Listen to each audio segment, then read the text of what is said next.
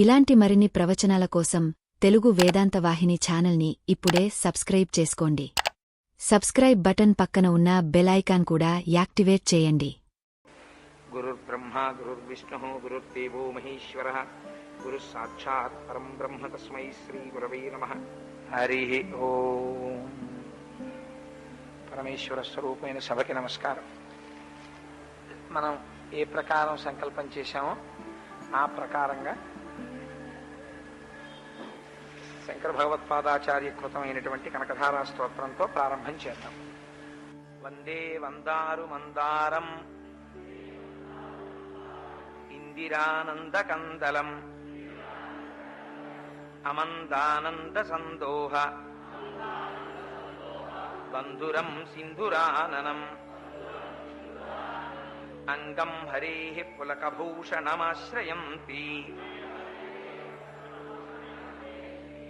భృంగాంగనేవ ముకుళాభరణం తమాలం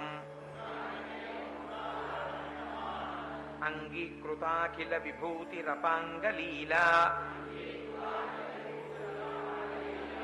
మాంగళ్యదాస్తు మమ మంగళదేవతాయాః. ముగ్ధా ముహుర్విదధతి వదనే మురారేః ప్రేమత్రపా ప్రణిహితాని గతాగతాని మాలాదృశోర్మధుకరీవ మహోత్పలేయా సా మే శ్రియం దిశతు సాగర సంభవాయాః. విశ్వామరేంద్రపద విభ్రమదానదక్షం ఆనందహేతురధికం మురవిద్విషోపి ఈశన్నిషీదతు మయీక్షణమీక్షణార్థం ఇందీవరోదర సహోదరమిందిరాయాః. ఆమీలితాక్షమధిగమ్య ముదా ముకుందం ఆనందకందమనిమేషమనంగతంత్రం ఆకేకరస్థితకనీనికపక్ష్మనేత్రం భూత్యై భవేన్మమ భుజంగశయాంగనాయాః. బాహ్వాంతరే మధుజితశ్రితకౌస్తుభేయా హారావళీవ హరినీలమయీ విభాతి కామప్రదా భగవతోపి కటాక్షమాలా కళ్యాణమావహతు మే కమలాలయాయాః. కాలాంబుదాళిలలితో రసికైటభారేః ధారాధరే స్ఫురతి యా తటిదంగనేవ మాతుః సమస్త జగతాం మహనీయమూర్తిః. భద్రాణి మే దిశతు భార్గవనందనాయాః. ప్రాప్తం పదం ప్రథమతః ఖలు యత్ర భావాత్ మాంగళ్యభాజి మధుమాధి నిమన్మధేన మయ్యాపతేత్తిదిహ మంధరమీక్షణార్థం మందాలసంచమకరాలయ కన్యకాయాః. దద్యాదయానుపవనో ద్రవిణాంబుధారా అస్మిన్న కించన విహంగ శిశౌ విషణ్ణే దుష్కర్మ ఘర్మమపనీయ చిరాయ దూరం నారాయణ ప్రణయినీ నయనాంబువాహః. ఇష్టావిశిష్టమతయోపి మయా దయార్ద్ర దృష్ట్వా స్త్రివిష్టపదం సులభం లభంతే దృష్టి ప్రహృష్ట కమలోదరదీప్తిరిష్టాం పుష్టిం కృషీష్ట మమ పుష్కర విష్టరాయాః కీర్తేవతేతి గరుడధ్వజ సుందరీతి శాకాంభరీతి శశిశేఖర వల్లభేతి సృష్టి స్థితి ప్రళయకేళిషు సంస్థితాయై తస్మై నమస్త్రిభువనైక గురోస్తరుణ్యై శ్రుత్యై నమోస్తు శుభకర్మ ఫలప్రసూత్యై రత్యై నమోస్తు రమణీయ గుణార్ణవాయై శక్త్యై నమోస్తు శతపత్ర నికేతనాయై పుష్టై నమోస్తు పురుషోత్తమ వల్లభాయై నమోస్తు నాళీక నిభాననాయై నమోస్తు దుగ్ధోదధి జన్మభూమ్యై నమోస్తు సోమామృత సోదరాయై నమోస్తు నారాయణ వల్లభాయై సంపత్కరాణి సకలేంద్రియనందనాని సామ్రాజ్యదాన నిరతాని సరోరుహాక్షి త్వంద్వనాని దురితాహరణోజ్జతాని మామేవ మాతరనిశం కలయస్తు మాన్యే యత్కటాక్ష సముపాసనా విధి సేవకస్య సకలార్థ సంపదః సంతనోతి వచనాంగమానసైః త్వాం మురారి హృదయేశ్వరీం భజే సరసిజనయనే సరోజహస్తే ధవళతరాం శుకగంధమాల్యశోభే భగవతి హరివల్లభే మనోజ్ఞే త్రిభువన భూతికరి ప్రసీద మహ్యం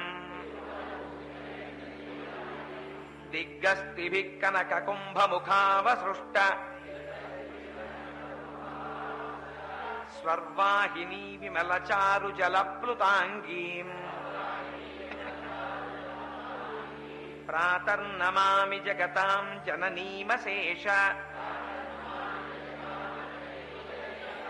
లోకాధినాథ గృహిణీం అమృతాబ్ధిపుత్రీం కమలే కమలాక్ష వల్లభే త్వం కరుణాపూరతరంగితైరపాంగైః అవలోకయ మామకించనానాం ప్రథమం పాత్రమకృత్రిమం దయాయాః స్తువంతి యే స్తుతిభిరమూభిరన్వహం త్రయీమయీం త్రిభువనమాతరం రమాం గుణాధికా గురుతర భాగ్యభాజినో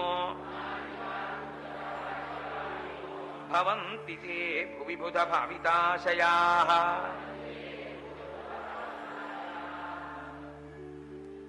మనకి ఈ కార్యక్రమంలో అత్యంత సంతోషించదగినటువంటి విషయం ఏమిటంటే వైశాఖ శుక్ల పంచమి ఈ నెల 13వ తారీఖు శుక్రవారం నాడు ఉదయం 6 గంటల చిల్లరేదో 30 నిమిషాలు 40 నిమిషాలు ఏదో ఉంది. ఆ సుముహూర్తానికి శంకర భగవత్పాదాచార్య స్వామి వారి యొక్క ప్రతిష్ఠ జరుగుతుంది. ప్రతిష్ఠ అంటే ఒక మహోత్కృష్టమైనటువంటి విశేషం. ముందు నుంచే ఆయనకి చర్మం ఏర్పడడానికి, ధాతువులు ఏర్పడడానికి, వీటి కోసమని అధివాసములని చేస్తారు. 12వ తారీఖు సాయంకాలం నుంచి అవి ప్రారంభమవుతాయి. మహానుభావుడు ఆంధ్రదేశంలో లబ్ధ ప్రతిష్ఠులు, వేదమును ఉపాసన చేసినటువంటి వారు, వేదమూర్తులు అని పిలిపించుకోవడానికి అన్ని విధాలుగానూ కూడా అర్హత పొందినటువంటి వారు బ్రహ్మశ్రీ తాతపూడి కృష్ణావధానులు గారి యొక్క నేతృత్వంలో, వారి యొక్క శిష్యులే అయినటువంటి బ్రహ్మశ్రీ భళ్ళమూడి సుబ్రహ్మణ్య శర్మ గారి యొక్క కార్యక్రమ సంచాలకత్వంలో ఆ రోజు సాయంకాలం అధివాసములు ప్రారంభమవుతాయి. మనకి కాకినాడ పట్టణంలో స్థానికంగా వేయించేసి ఉన్నటువంటి పీఠం శంకరాచార్య స్వామి వారి యొక్క పద్ధతిలో, అదే పద్ధతిని అనుసరిస్తూ శ్రీపీఠంగా ఇక్కడ వెలిసి ఆ శ్రీపీఠ వ్యవస్థాపకులైనటువంటి వారు రాష్ట్రంలో నలుచెరగుల శంకర భగవత్పాదుల యొక్క విశేషాల్ని, శంకర భగవత్పాదుల యొక్క తత్వాన్ని ప్రజలందరికీ కూడా అందిస్తూ ప్రవచనాలు చేస్తూ ఎన్నో మంచి పనులు చేస్తున్నటువంటి ఆ శ్రీపీఠం వ్యవస్థాపకులైనటువంటి శ్రీ శ్రీ శ్రీ పరిపూర్ణానంద సరస్వతి స్వామి వారి యొక్క కరకమలముల మీదుగా 13వ తారీఖు ఉదయం శంకర భగవత్పాదుల యొక్క ప్రతిష్ఠ జరుగుతుంది. తదనంతరం చక్కగా పల్లకి ఊరిరిగింపు జరిగేటటువంటి సమయంలో ముందు మేళతాళాలు పెడతాయి. ఆ వెనకాతల వీలైతే ఇన్ని చేసిన వారు ఓ గుర్రాన్ని ఓ వృషభాన్ని తీసుకురాలేరా, అందుకని ఓ 2 గుర్రాలని ఓ 2 ఎద్దుల్ని కూడా ముందు నడిపిద్దాం. ఎందుకనంటే పీఠాధిపతులకు నియమం ఉంటుంది. పీఠాధిపతులకు కూడా క్యాన్వాయ్ అంటుంటామే మనం మినిస్టర్స్కి వెళ్ళినట్టు, అలా వాళ్ళకు కూడా పెద్ద పరివారంతో వెళుతుంది. వాళ్ళకి ఆ హక్కు పీఠాధిపతులకు ఉంటుంది. అందుచేత జగద్గురువులు అసలు పీఠాలు పెట్టిన వారు కాబట్టి ఓ 2 ఎద్దులు ఒక 2 గుర్రములు కూడా మొట్టమొదట కొంత దూరం నడుస్తాయి. దాని వెనకాతల పల్లకి నడుస్తుంది. ఆ ముందు వేద బ్రాహ్మణులు నడుస్తారు. ఆ వెనకాతల మనందరం చెప్పవలసిన నామం ఒక్కటే, హరహర శంకర జయ జయ శంకర, హరహర శంకర జయ జయ శంకర అంటూ చక్కగా సంతోషంగా మనందరం రాసవీధులలో స్వామిని ఊరిరిగింపు చేసి తిరిగొద్దాం.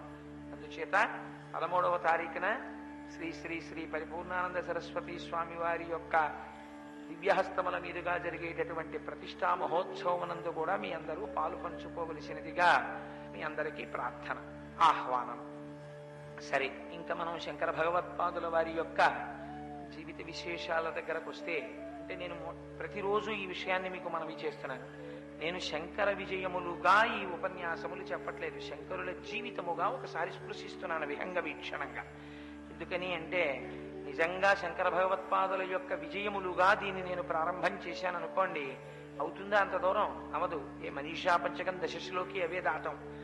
చేత ఒక విహంగ వీక్షణంగా వారి జీవితంలో కొన్ని ప్రధాన ఘట్టాలని స్పృశించే ప్రయత్నం మాత్రమే నేను చేస్తున్నాను.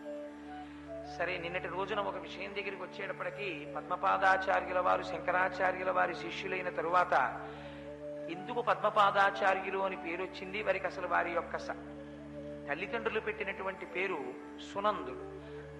అటువంటి వారికి పద్మపాదుడు అని పేరు ఎందుకు వచ్చింది అన్న విషయాన్ని ప్రస్తావన చేశాను. వారు గురువు గారు పిలిస్తే గంగని దాటి వచ్చారు.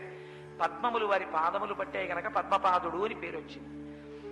తదనంతరం పద్మపాదుల వారి యొక్క జీవితం గురించి కొన్ని విషయాలు మీకు ప్రస్తావన చేశాను.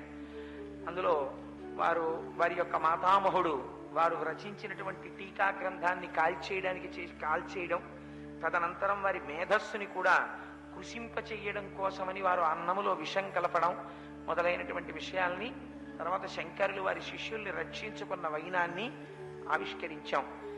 తదనంతరం బదరీలో కూర్చుని శంకర భగవత్పాదులు వ్యాస భగవానుడు రచించినటువంటి బ్రహ్మసూత్రములకు వ్యాఖ్యానం చేశారు. భాష్యములు అంటారు.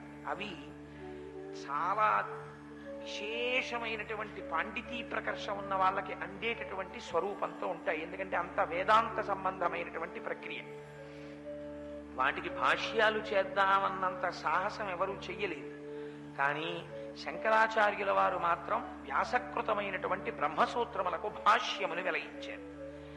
ప్రతిరోజు చక్కగా అక్కడ ఉండేటటువంటి నదిలో స్నానం చెయ్యడం, నిత్య కార్యక్రమాలన్నీ పూర్తి చేసుకోవడం, శిష్యుల్ని చుట్టూ కూర్చోపెట్టుకోవడం, బ్రహ్మసూత్ర భాష్యాన్ని తన శిష్యులందరికీ వివరించడం, తన శిష్యులు ఏవైనా ప్రశ్నలు వేస్తే ప్రశ్నలకి సమాధానం చెప్పడం, తదనంతరం కాసేపు ఏదో భిక్ష స్వీకరించడం, ఇలా పరమ సంతోషంగా కాలం గడిచిపోతోంది.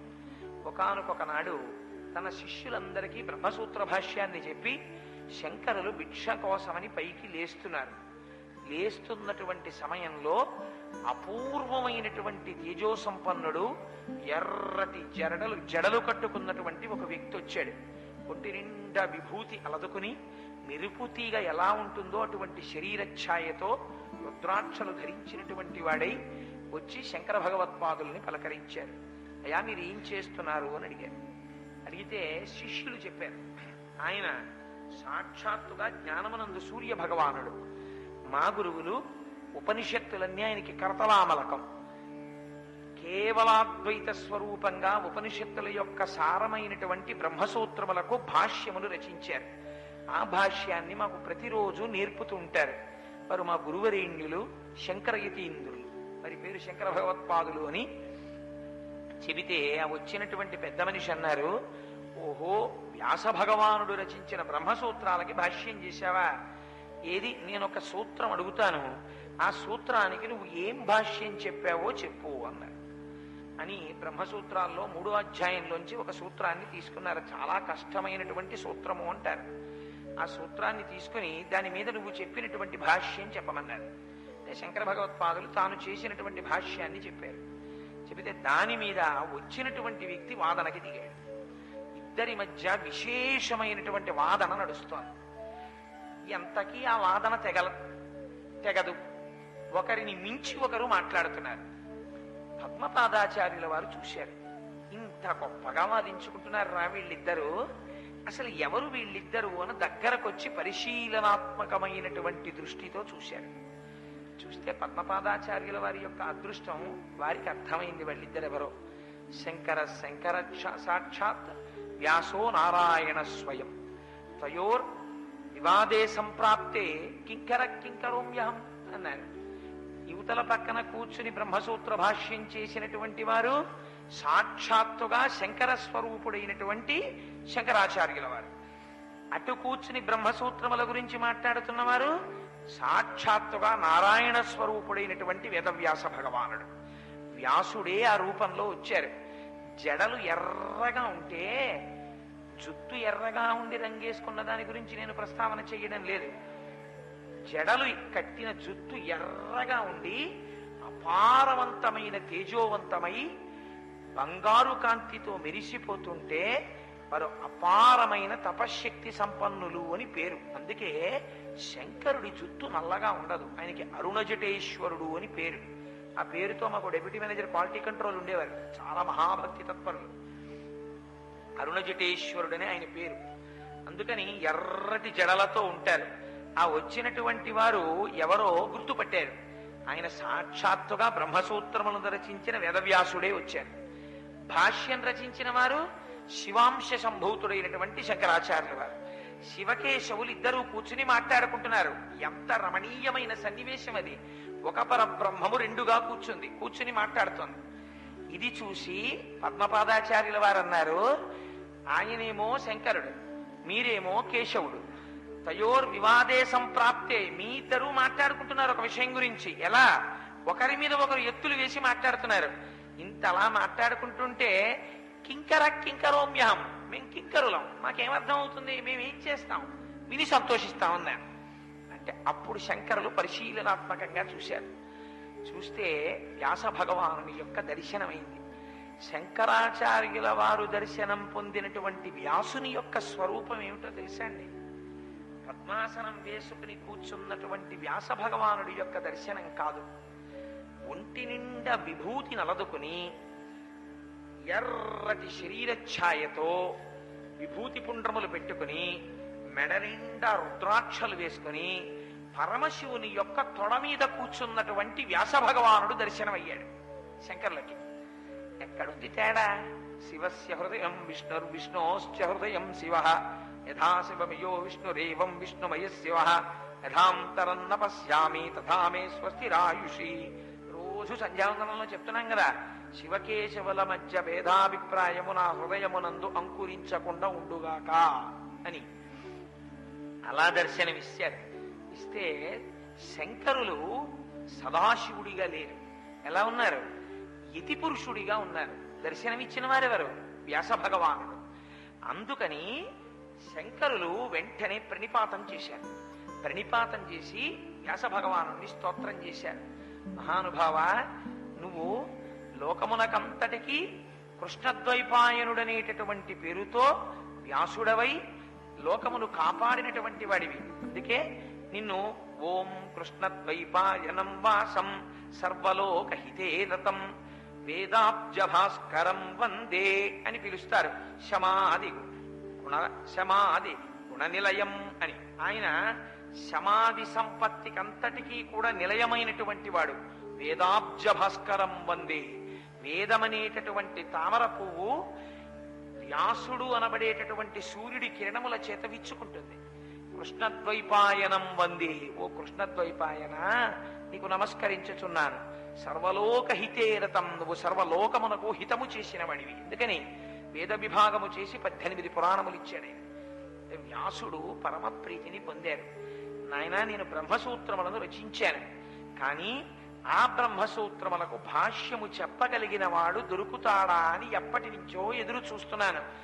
బ్రహ్మసూత్రములను నేను ఏ దృష్టితో రచించానో ఆ దృష్టితో కేవలాద్వైత స్వరూపంగా నువ్వు భాష్యాలు ఇచ్చావు. నేను ఎంత ఆనందిస్తున్నానో అంటే శంకర భగవత్పాదులు అన్నారు, నేను కూడా మీ యొక్క దర్శనం కోసమే ఎదురు చూస్తున్నాను.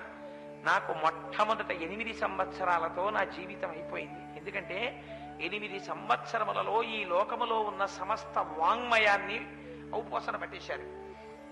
తర్వాత ఇంకొక 8 సంవత్సరములు సన్యాసిగా ఉన్నారు. ఎందుకని బ్రహ్మసూత్రానికి భాష్యం ఇవ్వమని గురువు గారు చెప్పారు కనుక. అందుకని 16 ఏళ్లతో భాష్యం ఇవ్వడమని నా గురువులైనటువంటి గోవిందపాదాచార్యులు ఇచ్చినటువంటి ఆజ్ఞ పూర్తయిపోయింది కనుక నేను మీ యొక్క పాద పద్మములను మనస్సులో స్మరిస్తూ ఈ శరీరాన్ని విడిచిపెట్టేయాలని నేను అనుకుంటున్నాను అన్నారు. మీరు చాలా జాగ్రత్తగా గుర్తుపెట్టుకోండి. అద్వైత మార్గమునందు ప్రయాణించే వాడికి శరీరమునందు కూడా ధ్యాస ఉండదు. అంత స్థితిలో ఉంటారు వారు.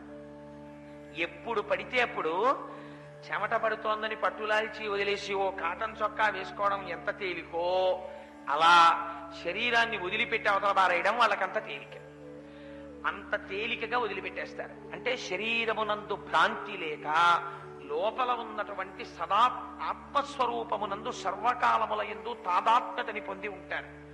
అంటే వ్యాసుడు అన్నారు, నువ్వు 16వ సంవత్సరం వచ్చిందని శరీరం వదిలిపెట్టేస్తే ఇంత భాష్యాన్ని రచించిన దాన్ని ఎవరు ప్రచారం చేస్తారు? ఈ భాష్యాన్ని ప్రచారం చెయ్యడం వేరొకరికి సాధ్యం కాదు. శంకర, నేను నీకు 3 వరాలు ఇస్తున్నాను. ఏమిటో తెలుసా? 1, 16 సంవత్సరములు మాత్రమే నీ ఆయుర్దాయం, కానీ నీ ఆయుర్దాయాన్ని వేరొక 16 సంవత్సరములు నేను పెంచుతున్నాను. బ్రహ్మగారి వ్రాతని తుడిచి కాదు, శంకరుడి యొక్క ఆజ్ఞని దాటి. ఎందుకని వ్యాసుడంటే అంత గొప్పవాడు, మహానుభావుడు. అందుకని ఇంకొక 16 సంవత్సరముల ఆయుర్దాయం ఇస్తున్నాను. 2, ఈ 16 సంవత్సరముల ఆయుర్దాయంలో వేదములో ఉండేటటువంటి అనేక రకములైన మంత్రములకు, వేదము యొక్క ప్రమాణమునకు వ్యతిరిక్తముగా ఎవడి ఇష్టం వచ్చిన రీతిలో వాడు చెప్పుకున్నటువంటి అన్ని సిద్ధాంతములను ఖండించి జ్ఞానభాస్కరుడవై కేవలాద్వైత సిద్ధాంతమును ప్రచారము చెయ్యాలి. 3, నీవు రచించినటువంటి భాష్యములు వేదములో చెప్పబడినటువంటి బ్రహ్మసూత్రములకు ఖచ్చితమైనటువంటి యథార్థమైన భాష్యములు కనుక సూర్యచంద్రులు ఎంతకాలం ఉంటారో, నక్షత్రములు ఎంతకాలం ఉంటాయో అంతకాలము ఈ భాష్యములు ప్రపంచంలో ఉంటాయి. ఎవరు ఆ భాష్యములకు నమస్కారం చేస్తారో, ఎవరు భాష్యములకు చదువుకుంటారో, ఎవరు శంకరులను గురువుగా పెట్టుకుంటారో, అందుకే లోకంలో ఒక నానుడుంది, గురువు లేని వారు శంకరాచార్యుల వారిని గురువుగా పెట్టేసుకోవచ్చు, గురువుగా వరించవచ్చు శంకరాచార్యుల వారిని. అది ఒక్క జగద్గురువులు శంకరుల విషయంలో మాత్రమే ఉంది అధికారం. అందుకని శంకర, నీకు 3 వరాలు ఇస్తున్నాను. అందుచేత సిద్ధాంతమును వ్యాప్తి చెయ్యమని చెప్పారు. చెప్పి అంతర్ధానం అయిపోయారు వ్యాస భగవానుడు. సరే, ఈ భాష్యములను ప్రచారం చెయ్యాలని తన శిష్య సమేతుడై శంకర భగవత్పాదులు మళ్ళీ వెనక్కి తిరిగి వస్తున్నారు. చిత్రం ఏమిటో తెలుసా అండి? ఇవన్నీ ఎలా చేశారనుకుంటున్నారు? ఒక్కనాడు ఒక్క వాహనం ఎక్కలేదు శంకరాచార్యుల వారు. పాదచారి అయి తిరిగాడు మహానుభావుడు. మళ్ళీ తిరిగి వస్తూ ఉంటే ప్రయాగ క్షేత్రం కనపడింది. దాని పేరు ప్రయాగ వెళ్ళామండి అంటారు. దానికి ప్రయాగ అని ఎందుకు పేరో తెలుసా అండి? దానికి ఒక విశేషమైనటువంటి రహస్యం ఉంది. ప్రయాగలో స్నానం చేశాం అంటారు. ప్రయాగ అనగా ఏమి? ఆ ఊరు పేరు ప్రయాగ కాదు. ఊరు పేరు మీ అందరికీ తెలుసు, రైల్వే స్టేషన్ పేరు ఏమిటో.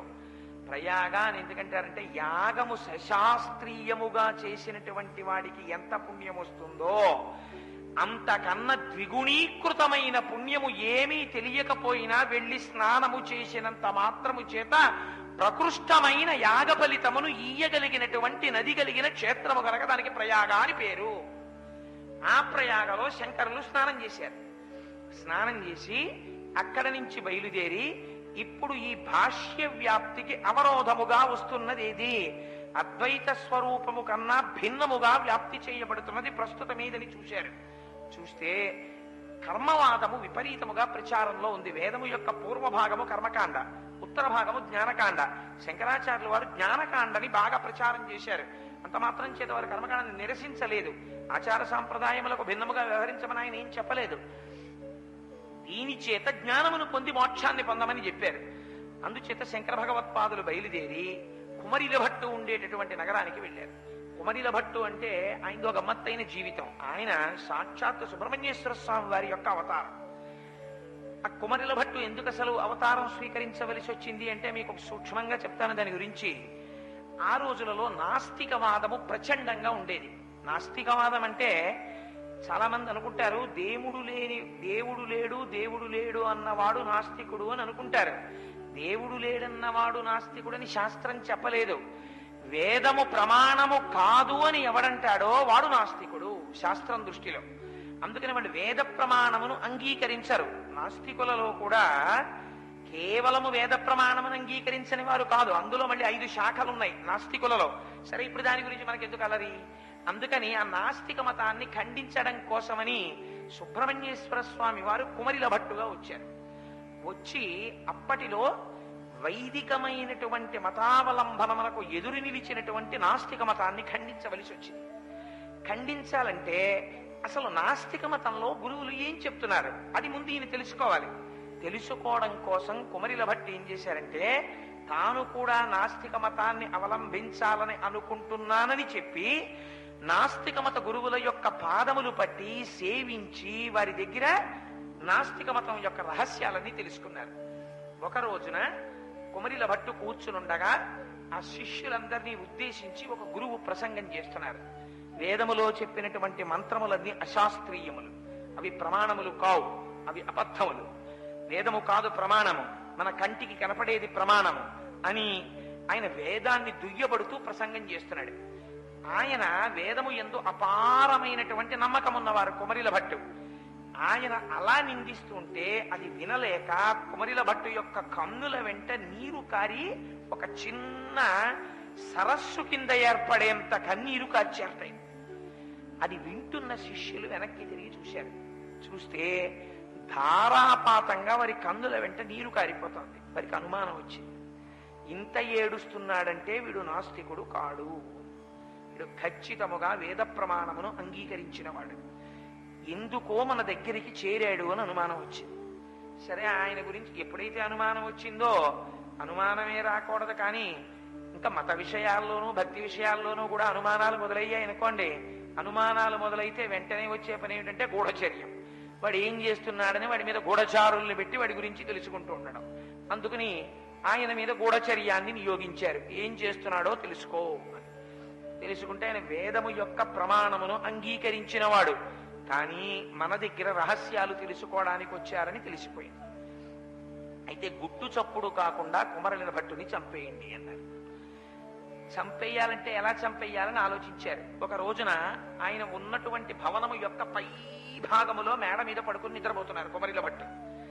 ఆ మిగిలిన శిష్యులందరూ వచ్చి కుమరిలభట్టుని పట్టుకుని ఈయనకి తెలివొచ్చే లోపల గోడ మించి కిందకి తోలించారు. అది చాలా ఎత్తైనటువంటి భవనం. ఆ పైనుంచి కింద పడిపోతున్నారు కుమరిలభట్టు. పడి పనిచేశారు. చేసి ఆ పైనుంచి కింద పడిపోయారు. పడిపోయేటప్పటికి చిత్రం ఏమిటంటే ఆయన బ్రతికారు. పైనుంచి పడుతూ ఆయన గట్టిగా అరుస్తూ కింద పడుతున్నారు. కింద పడుతున్నప్పుడు చాలా గమ్మత్తైన విషయం, నాస్తికులందరూ భయపడ్డారు. వీడిని అనవసరంగా తోశాం కిందకి. వేదము ప్రమాణమైతే నేను బ్రతికెదనుగాక అంటున్నాడు. ఒకవేళ ఇప్పుడు కింద పడ్డ తర్వాత ఈయన చచ్చిపోకపోతే వేదము ప్రమాణమైపోతుంది.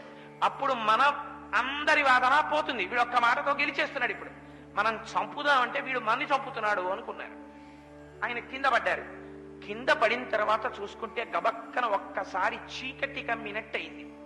మరి ఏమిటో తెలియదు, శంకరాచార్యుల వారి కృప. కరెక్ట్ గా ఈ ఘట్టం దగ్గరికి వచ్చేటప్పటికే ఒక్కసారి లైట్లాడి వెలిగాయి. అదేమి గమ్మత్తో చూసుకుంటే ఒక కన్ను పోయి, ఎందుకు పోయిందని ఆలోచించారు. కానీ వారికి ఒక్క దెబ్బ తగలలేదు. ఆరోగ్యం చక్కగా ఉంది, ఏమీ అవ్వలేదు, జీవించారు. కానీ ఒక కన్ను పోయింది, అది చీకటి కారణం. ఎందువల్ల కన్ను పోయింది అని ఆలోచించారు. అప్పుడు శృతి మాత ఒక మాట అంది, నువ్వు అలా అనకూడదు. ఏమనాలి? వేదము యందు నమ్మకం ఉన్నవాడివైతే వేదమే ప్రమాణము కనుక నేను జీవించదనుగాక అనాలి. వేదము ప్రమాణమైతే అంటే ఏమిటి? కలడు కలండనెడు వాడు కలడో లేడో, ఎక్కడో చిన్న అనుమానం చూపించావు, అందుకే ఒక కన్ను పోయింది నీకు. ఆ కుమరిల భట్టు తదనంతరం నాస్తిక మతాన్ని ఖండించి ఇంతకాలం వాళ్ళు దుష్ప్రచారం చేసి ప్రజలని వేద మార్గంలో నడవకుండా చేశారని రాజుగారికి నిరూపించడం చేత నాస్తికుల్ని ఉరి తీశాడు రాజుగారు. కానీ తాను నమ్మినదేమిటి? వేద మార్గాన్ని నమ్మారు. నమ్మిన కుమరిల భట్టు ఇంతమంది మరణమునకు కారణమయ్యారు. పైగా నాస్తిక మతానికి సంబంధించిన గురువు గారిని నమ్మించారు తన శిష్యుణ్ణని. మరి అది కర్మ మార్గంలో ఉండవలసిన వాడు ప్రవర్తించవలసిన విధానమా? తన యందు కూడా దోషం ఉన్నది కదా. అందుకని నేను చేసినటువంటి ఈ రెండు దోషములకు ప్రాయశ్చిత్తం చేసుకోవాలి. ప్రాయశ్చిత్తం చేసుకోకపోతే ఈ ఫలితాన్ని నాకు భగవంతుడు శిక్ష వేస్తాడు, ఉత్తర జన్మలలో అనుభవించాలి. అందుకని ఇక్కడే ప్రాయశ్చిత్తం చేసుకుంటానని తుషాగ్నిలో కూర్చున్నారు. కూర్చుని తన శరీరాన్ని కాల్చేసుకుంటున్నారు.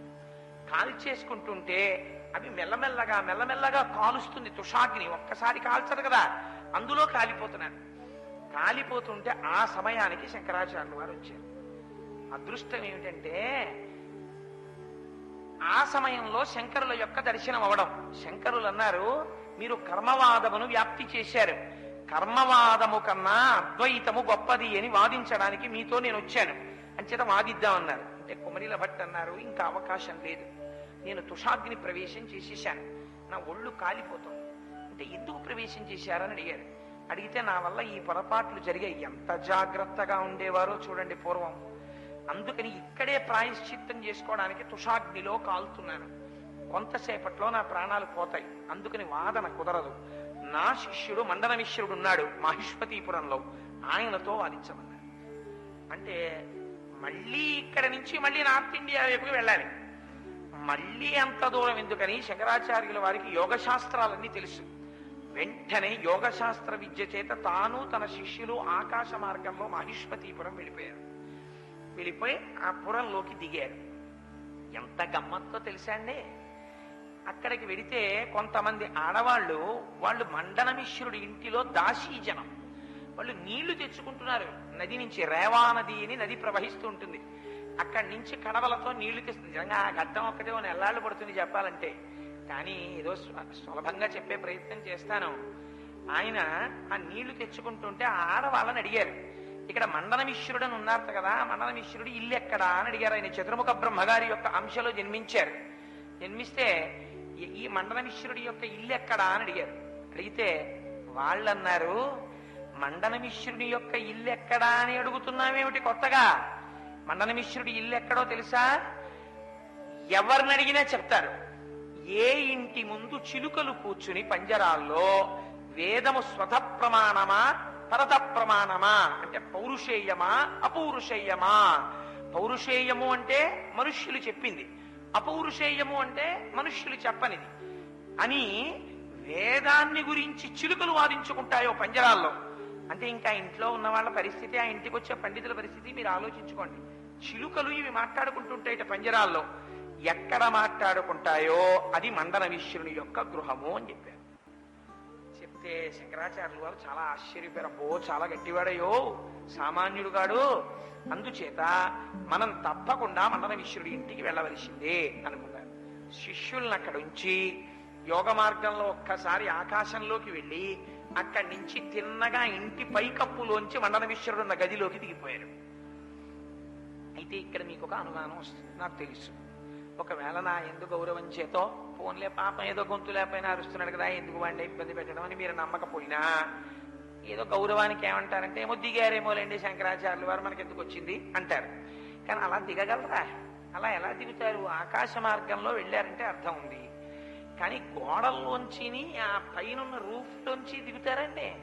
అలా ఎలా కుదురుతుంది? పైగా మండన మిశ్రుడు అంటే సామాన్యుడు కాడు తెలుసా అంటే, అప్పుడు వాళ్ళ నాన్నగారికి తద్దినం పెడుతున్నాడే. అందుకని ఆయన ఎంత కర్మిష్ఠ అంటే ఆయన సాక్షాత్తుగా మీమాంసా ప్రవర్తకుడు, జైమిని శిష్యుడైన ఆయన. అందుకే కుమరిల భట్ ఆయన పేరు చెప్పాడు. తండ్రికి తద్దినం పెడుతుండగా ఎవరైనా చూస్తారేమోనని అన్ని గదుల కవాటములు బిగించాడు. అందుకని శంకరాచార్యుల వారు పైనుంచి కిందకి దిగారు. ఎలా దిగుతారు అంటే మీకు ఒక్కటే రహస్యం చెప్తాను. ఎవరు షట్చక్ర భేదనంలో మూలాధార చక్ర భేదనాన్ని తెలుసుకుంటారో వాళ్ళు పృథివీతత్వాన్ని గెలిచేస్తారు. మూలాధార చక్ర భేదనం తెలిసి కుండలిని వెనక్కి తీసుకురావడం అలవాటైందనుకోండి, కానీ ఆ ప్రయోగాలు ఎవరు చెయ్యకూడదు. ఎక్కడో కోటికొక్క గురువు ఉంటాడు, ఆ గురువు దగ్గరుంటేనే చెయ్యాలి తప్ప అలాంటి ప్రయోగాలు కానీ అట్లాంటి యోగ సిద్ధులు ప్రయత్నాలు కానీ చెయ్యకూడదు. అసలు చంద్రశేఖర పరమాచార్యుల వారైతే అలాంటి వాటి గురించి వేదికల మీద చెప్పవద్దని కూడా చెప్పారు. అమాయకులు తెలియని వాళ్ళు ప్రారంభం చేస్తారని. అందుచేత మూలాధార చక్రాన్ని కదపడం ఎవరికి వస్తుందో, కుండలిని మూలాధార చక్రంలోకి ఎవరు తీసుకెళ్లగలరో అటువంటి వాళ్ళు పృథివీతత్వాన్ని గెలిచేస్తారు. గెలిచేస్తే వాళ్ళని ఇంకా పృథివీ అంటదు. ఈ గోడ పృథివీ కదా, ఇక్కడ నుంచి గోడలోంచి లోపలికి వెళ్ళిపోతాడు, తలుపులోంచి లోపలికి వెళ్ళిపోతాడు, పైనుంచి కిందకు వచ్చేస్తాడు, పృథివిని గెలుస్తాడు. అంటే ఏమిటి అర్థమవుతోంది మీకు? శ్రీ విద్యా సంప్రదాయమునందు కూడా శంకర భగవత్పాదులు అప్పటికే షట్చక్ర భేదనంలో మహానిష్ణాతులు. అందుకని వారు పైనుంచి కిందకి దిగారు. అది రహస్యం, అందుకని చెప్పరు. వ్యాఖ్యానాల్లో ఎక్కడో గురుముఖత మాత్రమే ఇలాంటి రహస్యాల్ని బయట పెడతారు. అందుకని పైనుంచి కిందకి దిగారు. ఈయనకి మండన మిశ్రుడికి అపారమైన కర్మిష్టి. తను చేసినటువంటి పని చేతనే మోక్షం వస్తుందని నమ్ముతాడు. ఏ పని ఎలా చెయ్యాలో అలాగే చెయ్యాలి, వేదం ఎలా చెప్పిందో అలాగా, అలా చేస్తేనే మోక్షం వస్తుందని. అందుకని ఆయనకి మండన మిశ్రుడు బ్రాహ్మణుడు. ఆ విషయం నేను ఇంక వేరే చెప్పక్కర్లేదు. బ్రాహ్మణుడు అనడానికి ఏమిటి గుర్తు? అపారమైన కర్మిష్టి అయిన బ్రాహ్మణుడికి ఒక లక్షణం ఉండాలి. ఏమిటి ఆ లక్షణం అంటే, శిఖ ఉండి కేవలము శిఖ ఉంటే సరిపోదు, అది ధర్మాచరణ మనకు గుర్తు. శిఖ ఉండి శిఖ ఇలా కిందకి వచ్చి పైకి తీసి ముడి వెయ్యాలి, అలా ఉండాలి శిఖ. అలా ఉంటే తాను ధర్మాచరణము చేస్తున్నాడని గుర్తు. రెండు, సత్యవ్రతమునందున్నాడని గుర్తు. యజ్ఞోపవీతం ఉండాలి. శంకరాచార్యుల వారి మార్గంలో అద్వైత సిద్ధాంత ప్రచారకులు యజ్ఞోపవీతం తీసేస్తారు, ములతాడు తీసేస్తారు, ఇవే మూట కడతారు దండంలోకి. అందుకని ఆ తరువాత శిఖ తీసేస్తారు. శిఖ ఉండదు, యజ్ఞోపవీతం ఉండదు, ములతాడు ఉండదు, కౌపీన ధారణమే చేస్తారు, ఏకవస్త్రం కట్టుకుంటారు. అందుచేత ఇప్పుడు మరి వచ్చినటువంటి వారికి శిఖ లేదు, శిరస్సంతా ముడనమైపోయింది, గుండుతో ఉన్నారు, యజ్ఞోపవీతం లేదు. ఇటువంటి వారు తిన్నగా వచ్చి కిందకి దిగారు. తను తండ్రికి తద్దినం పెడుతున్నాడు. ఎంత మండిపోతుంది ఇలాంటప్పుడు ఇలాంటి వాడు వచ్చాడని. అంటే కర్మ మార్గమునందు నమ్మకం లేనివాడు కనబడ్డాడు ఎదురుగుండా. ఇప్పుడు శంకరాచార్యుల వారు అమాయకులు కాదండి. ఆ టైంలో ఎందుకు వెళ్ళారో తెలుసా అండి ఆయన? అప్పుడు వెంటనే మండన మిశ్రుడికి, అసలు మండన మిశ్రుడు చూడండి ఇలాంటి వాళ్ళని, అంత కోపం ఆయనకి. అంత కోపంలో ఉంటే ఉత్తప్పుడు వెళ్ళారనుకోండి శంకరాచార్యుల వారు, చాదల మాట నేను మాట్లాడంటాడు. ఇప్పుడు అలా అనకూడదు మండన మిశ్రుడు. ఎందుకు అనకూడదు? అక్రోధనై బ్రహ్మచర్యం. తద్దినం పెట్టేవాడికి కొన్ని లక్షణాలు చెప్పారు. తద్దినం పెట్టేటటువంటి వాడు ముందు రోజు తలస్నానం చెయ్యాలి. ముందు రోజు తలస్నానం చేసి దీక్షా స్వీకారం చేస్తాడు. అయా పితృదేవతలారా, రేపటి రోజున మీరు శరీరము విడిచిపెట్టినటువంటి తిథి, అందుచేత నేను పితృకార్యం చెయ్యబోతున్నాను. దానికి వేరే పేరు ఉండదు, శ్రాద్ధము అంటారు. అంటే శ్రద్ధతో పెట్టేది. అందుకని వాడు మళ్ళీ తండ్రికి తద్దినం పెట్టిన రోజు రాత్రి ఎట్టి పరిస్థితుల్లో వేరొక ఊరు వెళ్ళి పడుకోకూడదు. ఇవ్వాలంటే వచ్చి తద్దినాలు పెట్టి వెళ్ళిపోతున్నారు రాత్రి. పొలిమేర దాటి వెళ్ళకూడదు. ఆ రోజు రాత్రి అక్కడ ఉండి మరునాడు దీక్షా స్వీకారాన్ని వదిలిపెడుతున్నట్టు స్నానం చేయాలి. మళ్ళీ తలస్నానం చేస్తే వాడికి అక్కడతో పోతుంది. సంధ్యావందనం మాత్రం మొదలు పెట్టకూడదు. ఈ రోజులలో అక్రోధనైహి, ఎట్టి పరిస్థితులలో కోప్పడకూడదు. అందుకే ఉపనిషత్ పారాయణం చేయండి అంటారు. కూర్చుని తద్దినం పెట్టేవాడు ఏం చేస్తాడంటే ఏదో పుస్తకం చదువుకుంటూ భక్తిగా కూర్చుంటాడు. అంతేగాని బ్రాహ్మణులు వచ్చాక ఫోన్ చేయి, అందాక ఆఫీసులో ఉంటానని వెళ్ళిపోయి అక్కడ రంకిలేయకూడదు. వేస్తే వాడు తద్దినానికి పనికిరాడు, ప్రాయశ్చిత్తం చేసుకోవాలి మళ్ళీ. అందుకని ఇప్పుడు మండనమిశ్రుడు ఏం చేస్తున్నాడు? తండ్రికి తద్దినం పెడుతున్నాడు. తండ్రికి తద్దినం పెడుతున్నవాడు అక్రోధనైహి, బ్రహ్మచర్యంతో. నేను ఇలా వేదిక మీద చెప్పాను అని మీరెవరూ ఏమనుకోకపోతే నేను ఒక్క మాట చెప్తాను. నన్ను మాత్రం ఎందుకు చెప్పాడు కోటేశ్వరారు అని తప్పు పట్టుకోవద్దు. నేను ఇది చెప్పడం వల్ల ప్రయోజనం ఉంటుంది అనుకుని మాత్రమే చెప్తున్నాను. తద్దినం పెట్టేటటువంటి కర్త ఎట్టి పరిస్థితులలోనూ తద్దినానికి మరునాడు తలస్నానం చేసే వరకు భార్యా సంగమము చేయరాదు. అలా చేసినట్టయితే పితృకార్యం చేసేటటువంటి కొడుకు కర్త అంత కామవాంఛతో ఉన్న కొడుకుని కన్నావు కనుక కొన్ని నెలలు వాడి మూత్రనాళంలో పడుకోమని పంపిస్తారు సూక్ష్మరూపంతో. వాడు ఏడుస్తాడు, ఇలాంటి కొడుకుని కన్నానని. మార్కండేయ పురాణాంతర్గతం. అందుకని బ్రహ్మచర్యంతో ఉండాలి కర్త ఆ రోజులలో. మరి ఇప్పుడు అక్రోధనైహి, ఇంత కర్మిష్టి, ఇన్ని తెలుసున్నవాడు ఇప్పుడు మరి ఎదురుగుండా పిలక లేనివాడు, యజ్ఞోపవీతం లేనివాడు కనబడ్డాడని అని కేకేశాడనుకోండి, తద్దినం పోతుంది. అది తెలుసు. ఎలా అరుస్తాడు? అందుకుని అప్పుడు వచ్చారు ఆయన. ఇప్పుడు ఎలా అరుస్తాడు? మాట్లాడి తీరాలి, తప్పదు. అందుకని కానీ మండనమిశ్రుడికి కడుపులో మంట వచ్చింది. వీడొచ్చాడేమిట్రా పిలక లేనివాడు, యజ్ఞోపవీతం లేనివాడు, నేను తండ్రికి తద్దినం పెట్టుకుంటుంటే అని. అందుకని కుతోముండి అన్నాడు. ఒరే, నీలాంటి వాళ్ళు రాకూడదనే తలుపులన్నీ వేసేశాను, ఎలా వచ్చావురా అన్నాడు. ఎక్కడి నుంచి వచ్చావు అన్నాడు. శంకరాచార్యుల వారు మహాదిట్ట. ఆయన నాకు శక్తులున్నాయి, నేను స్లాబ్లోంచి దిగాను ఆయన చెప్తారా? ఆయన అన్నారు అవిలితమ్ముండి అన్నారు. మెడ వరకు రా అంటే ఆయనేమన్నారు? కుతోముండి అంటే తలెక్కడి నుంచి వచ్చిందని, కంచంలోంచి వచ్చిందిరా అన్నారు. ఆయన వేరు రకంగా చెప్పారు, దాని అర్థాన్ని మార్చి చెప్పారు. చెప్తే ఇంకా కోపం వచ్చింది. వచ్చి నేను అడిగింది ఒకటి, నువ్వు చెప్తున్నది ఒకటి. నువ్వు ఏ మార్గంలో వచ్చావని నేను అడుగుతున్నాను, ఆ మార్గం చెప్పడం మానేసి ఏదేదో మాట్లాడతావేంటి అన్నారు. అంటే శంకరులు అన్నారు, నువ్వు ఏ మార్గంలో ఉన్నావో ఆ మార్గమే తెలుసుకోకుండా కోపడి మాట్లాడుతున్నావు, నీ మార్గం ముందు నువ్వు తెలుసుకో అన్నారు. ఇంకా కోపం వచ్చేసింది మండనమిశ్రుడికి. సురాపీత, ఎరా కళ్ళు తాగావా అన్నారు. అంటే శంకరులు అన్నారు, సురనపీత శ్వేత అన్నారు. సురాపీత అంటే సుర అంటే కళ్ళు తాగావా అని ఒక అర్థం. కళ్ళు పీత అంటే పీత వస్త్రం అంటాం కదా, పచ్చటి రంగని. సురాపీత అంటే కళ్ళు పసుపచ్చగా ఉంటుందని. కళ్ళు పసుపచ్చగా ఎందుకుంటుంది? తెల్లగా ఉంటుంది కళ్ళు. సురానపీత, సురనపీత, సుర పసుపచ్చగా ఉండదు, సుర శ్వేత తెల్లగా ఉంటుందన్నారు. అంటే మండనమిశ్రుడికి మరీ కోపం వచ్చింది. తద్దినం టైంలో రావడమే కాకుండా కళ్ళు గురించి మాట్లాడతాడేంట్రా అని. కట్టుకున్నది కాషాయం, వేసిన వేషం సన్యాసం, కళ్ళు గురించి మాట్లాడుతున్నావు, కళ్ళు రంగు నీకెలా తెలిసిందన్నారు. అంటే శంకర్లు అన్నారు, నాకు రంగే తెలుసు, బహుశా నీకు దాని గుణం కూడా తెలుసు అన్నారు. అనేటప్పటికీ ఎక్కడలేని కోపం వచ్చేసింది మండనమిశ్రుడికి. ఎవరిని పెట్టాడనుకుంటున్నారు భోజనానికి భక్తుల కింద? వచ్చిన వాళ్ళు ఎవరో తెలుసా అండి? వ్యాస మహర్షి, జైమిని మహర్షి వచ్చారు భక్తుల కింద. అది మండనమిశ్రుడి యొక్క శక్తి. వ్యాసుడు అన్నాడు, తప్పయ్యా, ఎవరైతే ఏమిటి, ఒక సిద్ధాంతం ఒకటి ఉంది కదా, అభ్యాగతిర్విష్ణు స్వరూప, అభ్యాగతి విష్ణు స్వరూపుడు. అందుకని కోప్పడకూడదు. వచ్చినటువంటి అతిథి ఈశ్వర స్వరూపుడు. అతిథి దేవో భవ అని కదా. అతిథి వస్తే దైవముగా భావించాలి. ఎక్కడి నుంచి వచ్చావు, నీ రూపం ఏమిటి, కోపడతావేమిటయా? తద్దినం పెట్టేవాడికి కోపం ఉండొచ్చా? కోపం ఉండకూడదు. అందుకని సన్యాసులు ఏం తీసుకుంటారు? భోజనానికి నిమంత్రించకూడదు. అయ్యా సన్యాసికి వస్తే అయ్యా మా ఇంటికి భోజనానికి రండి అని పిలవకూడదు. సన్యాసిని భిక్షకి పిలవాలి, బ్రహ్మచారిని భిక్షకి పిలవాలి. బ్రహ్మచారిని మీరు ఎప్పుడైనా పిలుస్తున్నారనుకోండి, అయ్యా బ్రహ్మచారిని మా ఇంటికి భోజనానికి పంపించండి అనకూడదు. బ్రహ్మచారిని మా ఇంటికి భిక్షకు పంపించండి అనాలి. అంటే వాళ్ళ తండ్రి గారికి అది తెలియక మన మీద కోపగిస్తే ప్రమాదం అని మరి పిలిస్తే తప్పదనుకోండి. ఇట్లా మా వాడు భిక్ష ఎత్తుకునే వాళ్ళ కనపడుతున్నాడా అని తిరగబడితే మనం ఏమంటాం? అందుకని ఒకవేళ తెలియదేమో అని అనుమానం ఉంటే మీ అబ్బాయిని భోజనానికి పంపించండి, లోపల ఒకసారి లెంపలేసుకుని అయ్యా భిక్షకు పిలుస్తున్నానంటే అని మనసులో అనుకోవాలి. తండ్రి గారికి కూడా తెలిసిన వాడైతే ప్రమాదం లేదు. బ్రహ్మచారికి సన్యాసికి భిక్షయే. అందుకని భిక్ష పుచ్చుకోవాలి ఆయన ఇప్పుడు. అందుకని శంకరాచార్యులు వారిని భోజనం చేస్తారా అని అనకూడదు. భిక్షావందనము అని ఒక రహస్యం ఉంది. వెళ్ళి భిక్షావందనం చేస్తారయ్యా మీరు మా ఇంట్లో భిక్ష స్వీకరించవలసింది అని వందనం చేసి అడుగుతారు.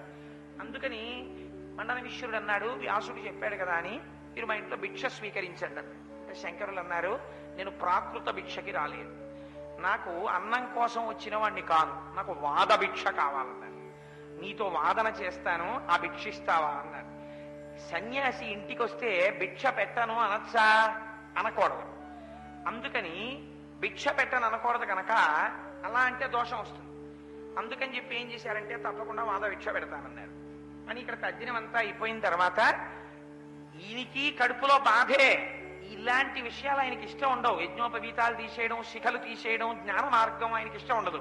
ఆయనకి ఎంతసేపు కర్మ మార్గం మండల విశ్వరుడికి. అందుకని ఆయన కూడా వాదనకి సంతోషంగా ఉన్నాడు.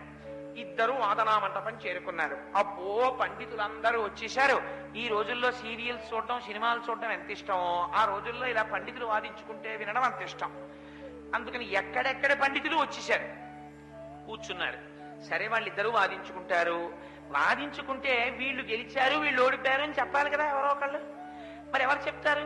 అందుకని మండన మిశ్రుడు అన్నాడు, అయ్యా వ్యాస భగవానుడా నీకన్నా గొప్పవాడెవడయ్యా, నువ్వు కూర్చో, కూర్చుని వినన్నారు అని జైమినిని వ్యాసుడిని పిలిచారు. పిలిస్తే వ్యాసుడు అన్నాడు, నేను కూర్చోవడం ఎందుకు దీనికి, నా వరకు అక్కర్లేదు.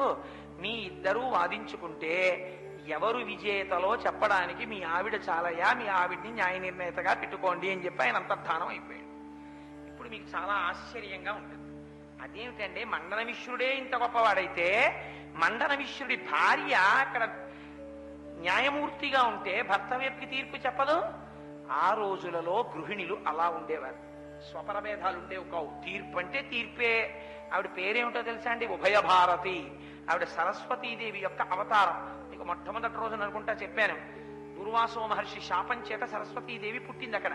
మండన మిశ్రుడు బ్రహ్మగారు. అందుచేత ఉభయ భారతిని న్యాయమూర్తిగా ఉండమన్నారు.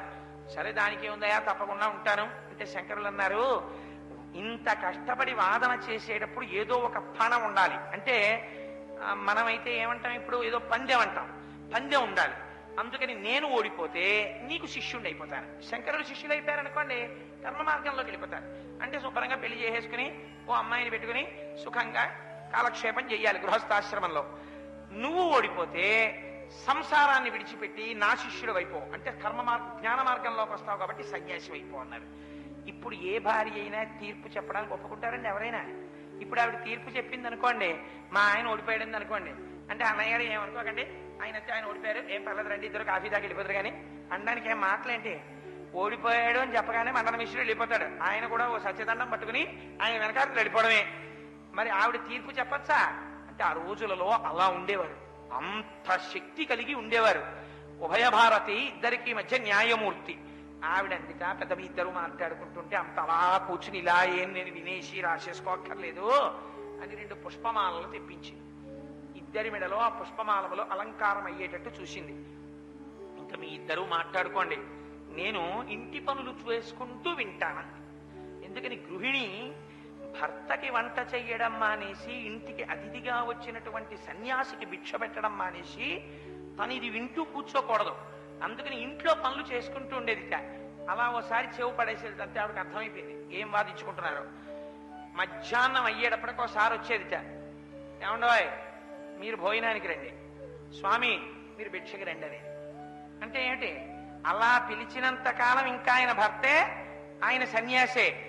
ఎప్పుడైనా ఆవిడ కానీ ఒకవేళ అయ్యా మీరిద్దరు భిక్షకి రండి అంది అనుకోండి, అంటే ఓడిపోయినట్టే మండన మిశ్రుడు. అంతే కదా తీర్పు, నువ్వు సన్యాసి అయిపోవచ్చు అని చెప్పేసినట్టు. ఎన్నాళ్ళు ఉభయ భారతి అలా పిలిచిందో అంతకాలం ఇద్దరి వాదన నడుస్తున్నట్టు లెక్క. అలా నడుస్తూనే ఉంది. ఏదో క్రికెట్ మ్యాచ్ లో వన్డే ఇంటర్నేషనల్ లో లంచ్ బ్రేక్, డ్రింక్స్ బ్రేక్ ఇచ్చినట్టు సంధ్యావందన సమయానికి ఆపేవారు. వెళ్ళి సంధ్యావందనం చేసుకునేవాడు మండన మిశ్రుడు. అగ్నికార్యం చేసుకునేవారు, స్నాన ధ్యానాదులు చేసుకోవడానికి వేళ ఇచ్చేవారు, మళ్ళీ చక్కగా కలిసి వెళ్ళేవారు ఇద్దరు రేవానదికి, స్నానం చేసేసేవారు, అయిపోయేది. మళ్ళీ వాదనకి ఇద్దరు కూర్చున్నప్పుడు మళ్ళీ మొదలు, ఎక్కడా పెన్నిన్నా అని మళ్ళీ మొదలెట్టేవారు, మళ్ళీ వాదన చేస్తుండేవారు. ఇలా చాలా కాలం గడిచిపోయింది. గడిచిపోయిన తర్వాత ఒక రోజున ఉభయ భారతి వచ్చింది. అయ్యా ఇద్దరు భిక్షకి లేవచ్చండి, మా వారి మెడలో మాల వాడిపోయినది. ఎవరు వాదన సరిగ్గా చెయ్యలేకపోయారో వారి మెడలో మాల వాడిపోయింది. శంకరాచార్యుల వారి మెడలో మాల రోజు రోజుకి సుగంధభూయిష్టమై మరింత తేజో విరాజితమైంది. అందుకని శంకరులే గెలిచారు అని ప్రకటించింది తల్లి. కేవలం పూలదండను బట్టి కాదు, ఆవిడ సరస్వతి అవతారం. ఆవిడ శంకరులు చెప్పిన సిద్ధాంతం సత్యమని నమ్మింది.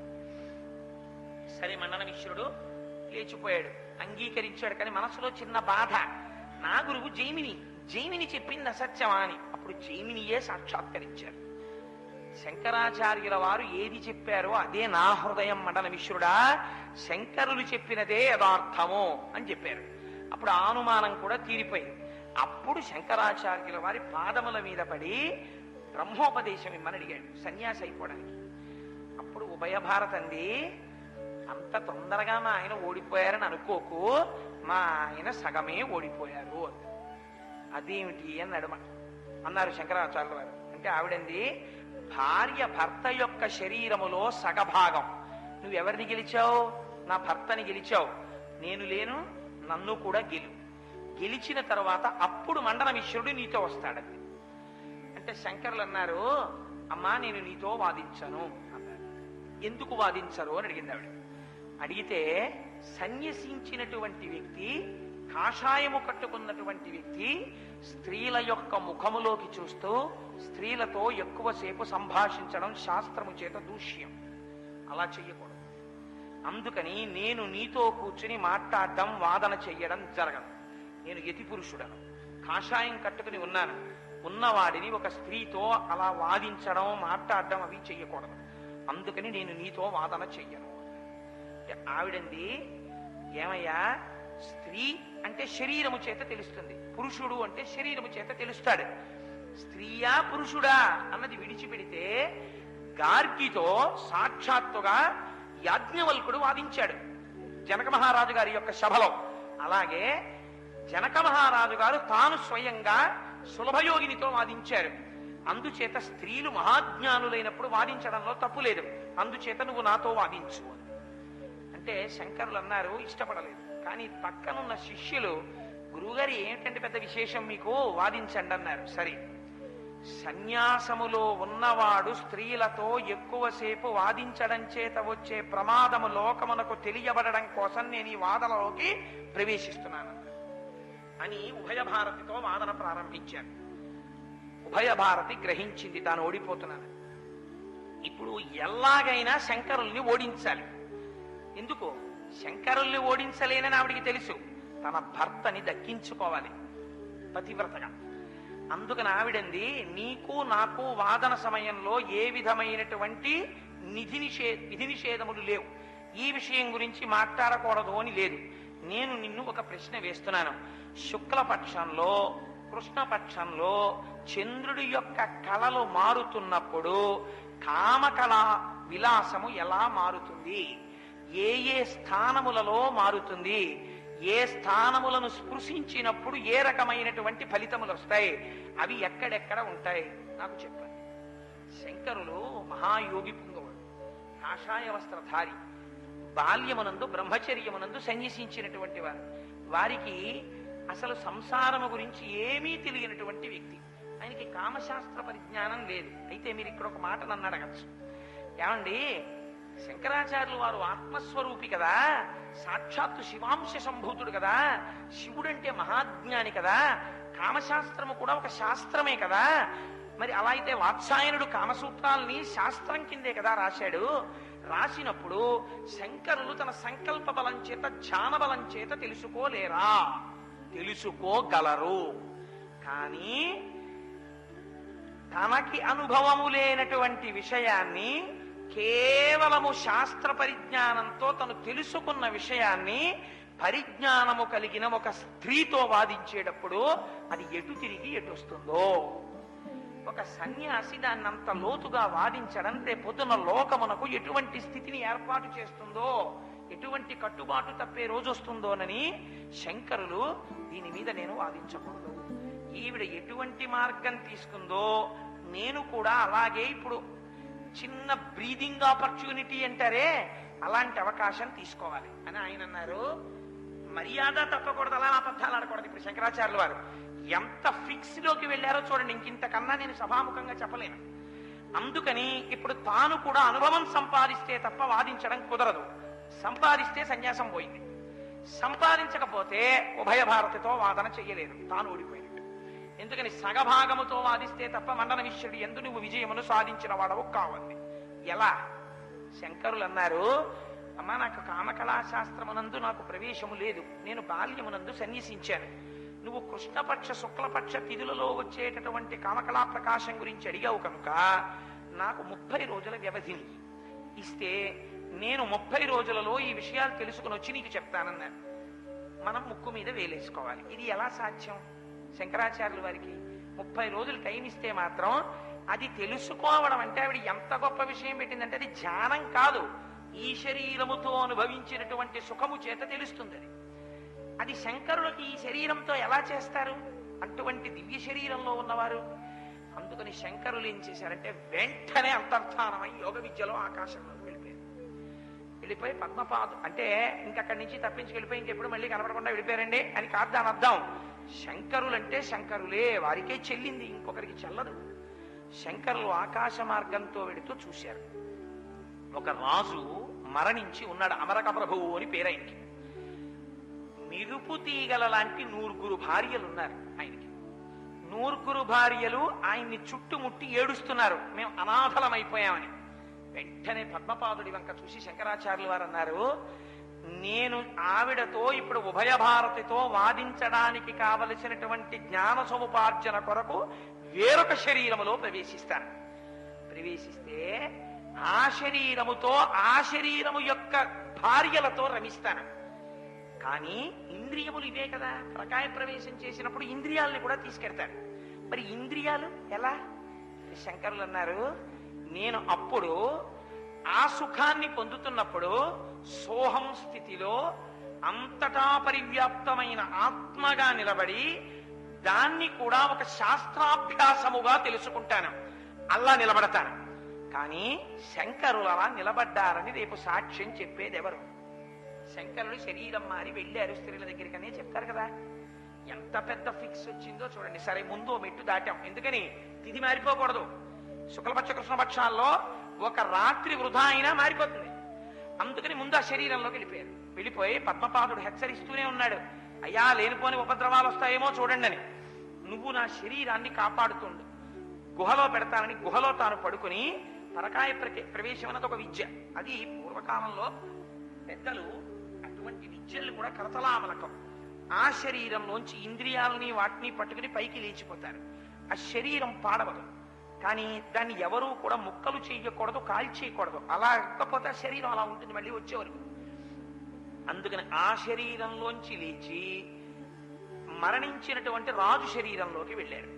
వెళ్ళేటప్పటికి అందులో వాయు ప్రసరణం జరిగింది, రక్తం కదిలింది, రాజులో కదలిక వచ్చింది. కానీ లోపల ఉన్న జీవుడు లేదు. శంకరులు ఉన్నారు ఇప్పుడు అందులో. కానీ శంకరుల శరీరం పరమ పవిత్రంగా గుహలో ఉంది. ఈ శరీరంతో రాజు భార్యలందరూ మురిసిపోయారు, అంతఃపురంలోకి తీసుకెళ్లారు. పురోహితులందరినీ పిలిచి మీరు రాజ్యం చెయ్యండి అని చెప్పారు. మంత్రులకి రాజ్యం అప్పచెప్పి వీళ్ళందరితో కలిసి ప్రతి రాత్రి కూడా తాను పొందినటువంటి జ్ఞానాన్ని, నేనంతకన్నా వేరొక మాట వాడను, జ్ఞానాన్ని గ్రంథరచన చేశాడు. అంటే సోహం స్థితిలో నిలబడ్డారు శంకరాచార్యులు వారు. ఇది చాలా కష్టం, అది అసలు అది మన ఊహకు కూడా అందని విషయం. సోహం స్థితిలో శంకరులు నిలబడ్డారు. నిలబడితే 30వ రాత్రి నడిచిపోతోంది. ఈలోగా గమ్మత్తు జరిగింది. ప్రతి 10 రోజులకి ఒక వర్షం పడాలి, భూమి తడిసేటట్టు. ఎలా? ప్రభువు ధర్మాత్ముడైతే పడుతుంది. శంకరులు ప్రభు శరీరంలో ఉన్నారు కనుక, మహాతపస్వి కనుక లోకమంతా సుభిక్షమైపోయింది. 10 బస్తాలు పండే పొలాలు 50 బస్తాలు పండేస్తున్నాయి. 2 షేర్లు పాలిచ్చే ఆవులు 10 షేర్లు పాలిచ్చేస్తున్నాయి. ఎక్కడా లోకంలో గొడవలు లేవు, రాజ్యంలో అల్లరి లేదు, అందరూ పరమ సంతోషంగా ఉంటున్నారు. సింహాసనం మీద కూర్చున్న వారు శంకరాచార్యులు వారు. రాజు శరీరంలో శంకరులు ఉన్నారు. మంత్రులు కనిపెట్టారు. ఏదో తేడా వచ్చింది. శ్మశానంలో మళ్ళీ మన ప్రభువు లేచి ఇంటికి వచ్చాక రాజ్యమంతా సస్యశ్యామలం అయిపోయింది. శత్రువులు కన్నెత్తి చూడటం లేదు. సరికదా, పాము ముంగిసా స్నేహంగా ఉంటున్నాయి, కప్ప పాము స్నేహంగా ఉంటున్నాయి. అంటే ఎవరో దివ్య పురుషుడు ఉన్నాడు కాబట్టి ఏదో పని మీద వచ్చాడు ఆ శరీరంలోకి, అంటే వెళ్ళిపోతాడు. వెళ్ళిపోతే మళ్ళీ మన రాజ్యం నాశనం అయిపోతుంది. అతను వెళ్లకుండా ఉండాలంటే అతను వదిలిన శరీరం ఎక్కడో ఉంటుంది. అందుకని ఇప్పుడే చచ్చిపోయిన వాడైనా సరే, అయ్యో ఇంకో గంట ఏడవాలండి మేమన్నా సరే ఆపద్దు, మీరే అంత్యక్రియలు చేసేయండి, కనబడ్డ శవాన్ని కనపడ్డట్టు కాల్చేయండి, అంగుళం మేర వదలకుండా వెతికి కాల్చేయమన్నారు. అంటే సైనికులు బయలుదేరారు. ఎక్కడ దొరికిన శవాన్ని అక్కడ కాల్చేస్తున్నారు. గుహలో పద్మపాదాచార్యుల వారు గమనించారు. వాళ్ళు గుహలో కూడా వచ్చేస్తారు. ఎలా కాపాడడం ఇప్పుడు శంకరుల శరీరాన్ని? శంకరుల్ని బయటికి తీసుకురావాలి తొందరగా. ఎలా తీసుకొస్తారు? ఏమని చెప్పి మాట్లాడతారు ఇప్పుడు శంకరాచార్యుల వారితో? అందుకని మహానుభావుడు పద్మపాదుడు ప్రభువుని చూడ్డానికి వచ్చినటువంటి అతిథిగా రాజాంతఃపురంలోకి వెళ్ళి భ్రమర గీతమును పాడారు. పోతు మీద నువ్వు పుష్పముల మీద వాలి మకరంద పానం చేస్తున్నావు, కానీ పుష్పము మూసుకునే సమయం ఆసన్నమైపోయింది. నీ శిష్యులు బయట పరితపిస్తున్నారు, తొందరగా బయటికి రా తుమ్మెదా అని పాడారు. పాడితే శంకరాచార్యుల వారు గమనించారు. ఓహో, ఏదో ప్రమాదం వచ్చింది నా శరీరానికి, పద్మపాదుడు వచ్చాడని వెంటనే రాజు శరీరాన్ని వదిలేశారు. వదిలేసి అందులోంచి తిన్నగా వచ్చి శంకరాచార్యుల వారి శరీరంలోకి వచ్చేశారు. కానీ ఈలోగా సైనికులు ఏం చేశారంటే శంకరాచార్యుల వారి శరీరాన్ని తీసుకెళ్లి చితి మీద పెట్టి అంటించేశారు. అంటించేసేటప్పటికి దాని చేతులు కాలిపోతున్నాయి. అప్పటికే కాలిపోతున్నప్పుడు శంకరాచార్యుల వారు అందులోకి వెళ్ళారు. కానీ శంకరాచార్యుల వారి యందు ఏ దోషము లేదు కాబట్టి అప్పుడు చేశారండి. ఏది?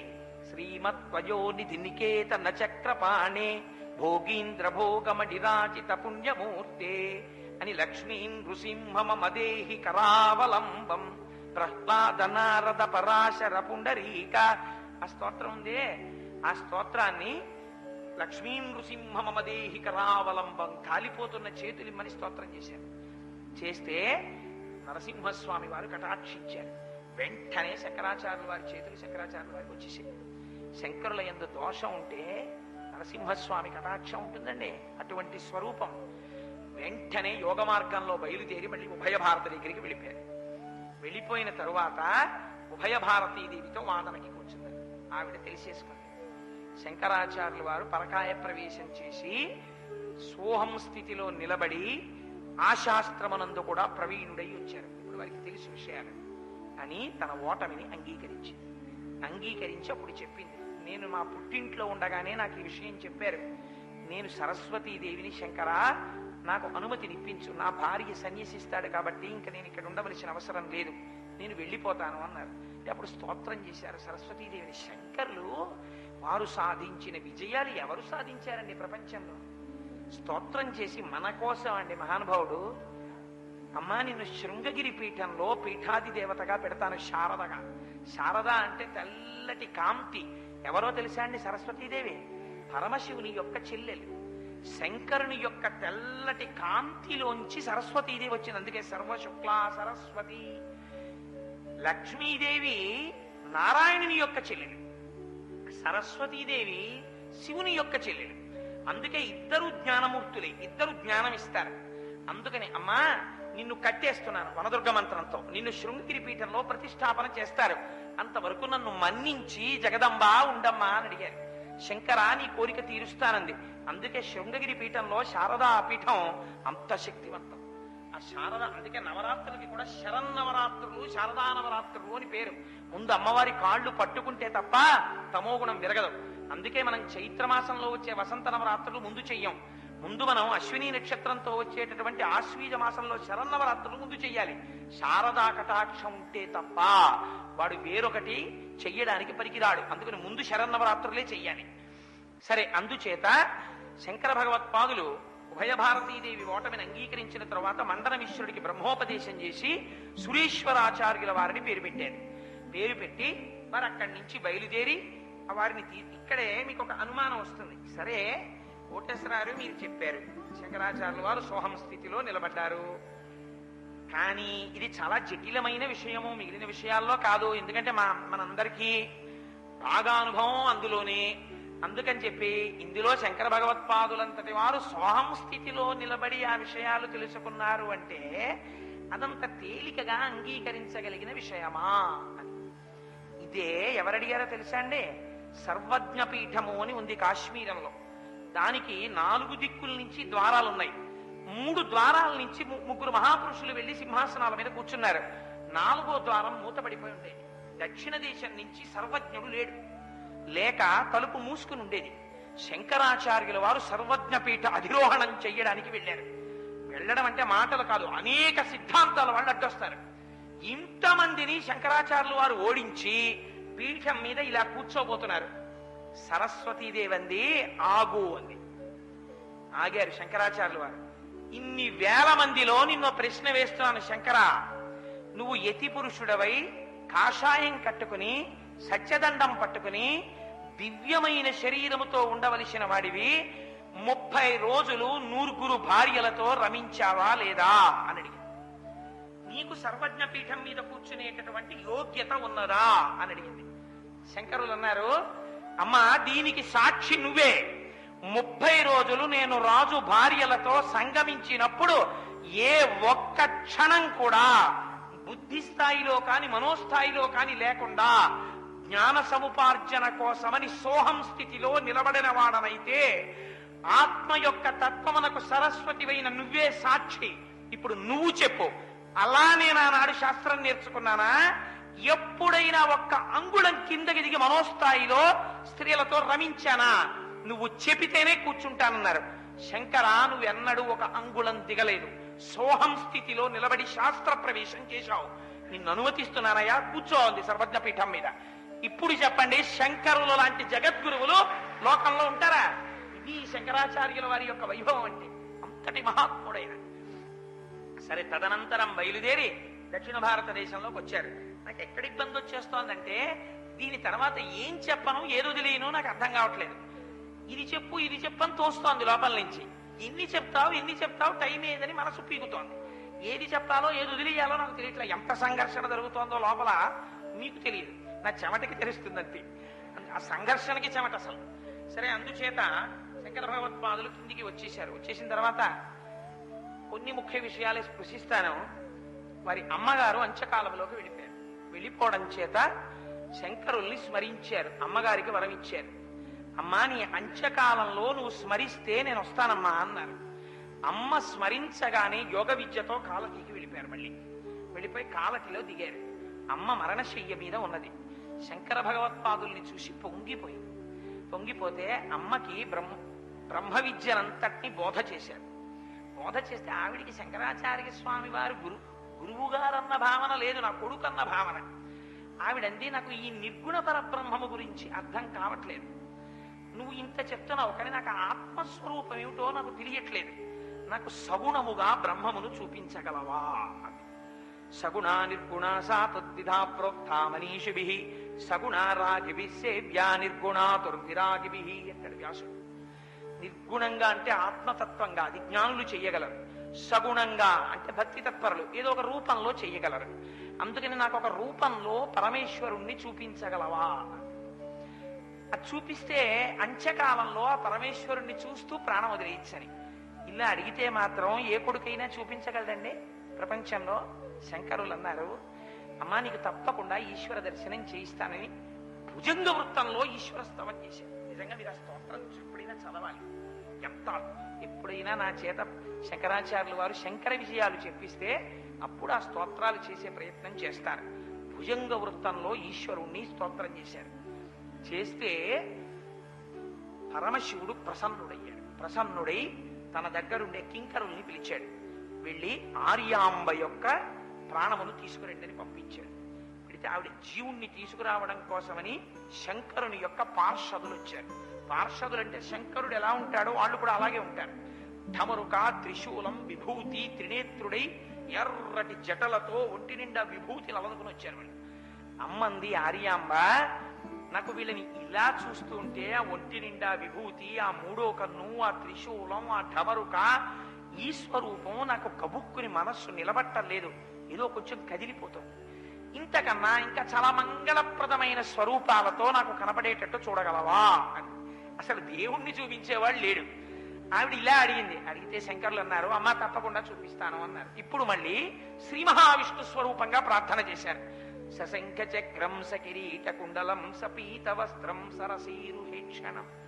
పచ్చటి పట్టు పీతాంబరాలు కట్టుకుని శంఖచక్ర గదా పద్మములను పట్టుకున్నటువంటి వారై ప్రసన్నమైనటువంటి రూపాలతో విష్ణు పార్షదులు వచ్చారు.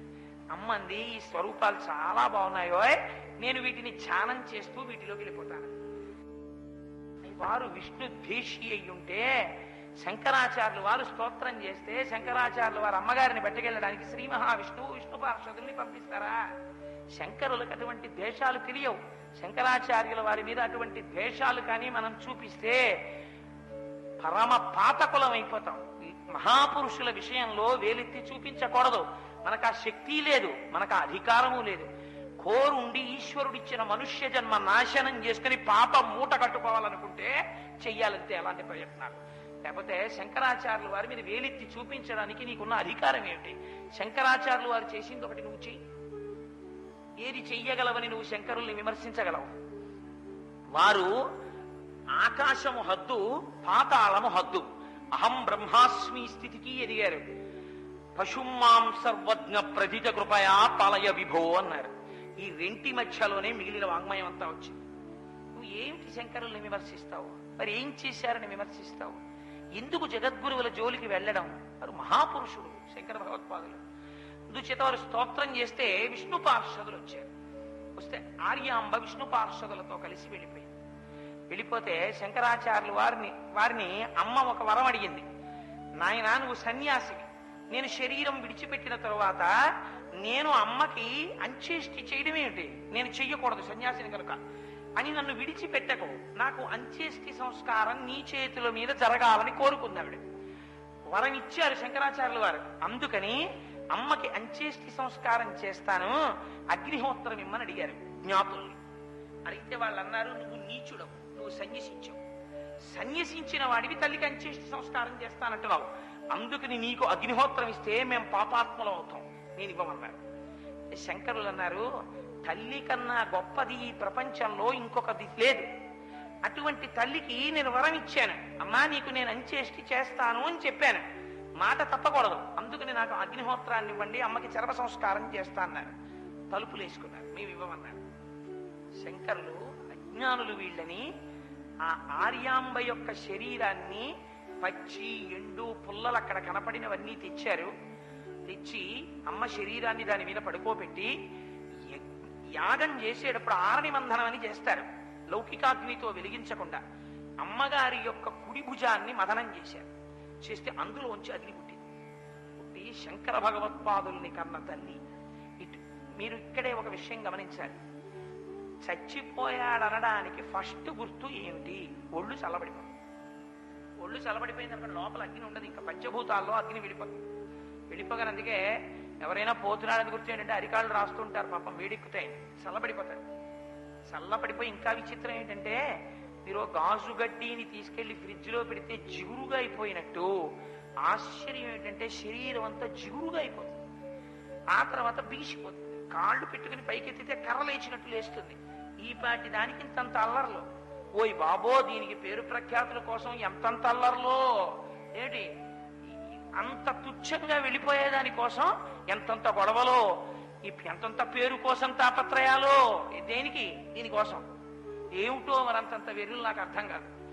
సరే, అందుచేత అటువంటి చల్లబడిపోయిన శరీరంలోంచి కుడి చేతిని మధించారు ఆయన. అగ్ని పుట్టింది. అది విచిత్రం. ఇది శంకరుల ప్రజ్ఞ అంటే.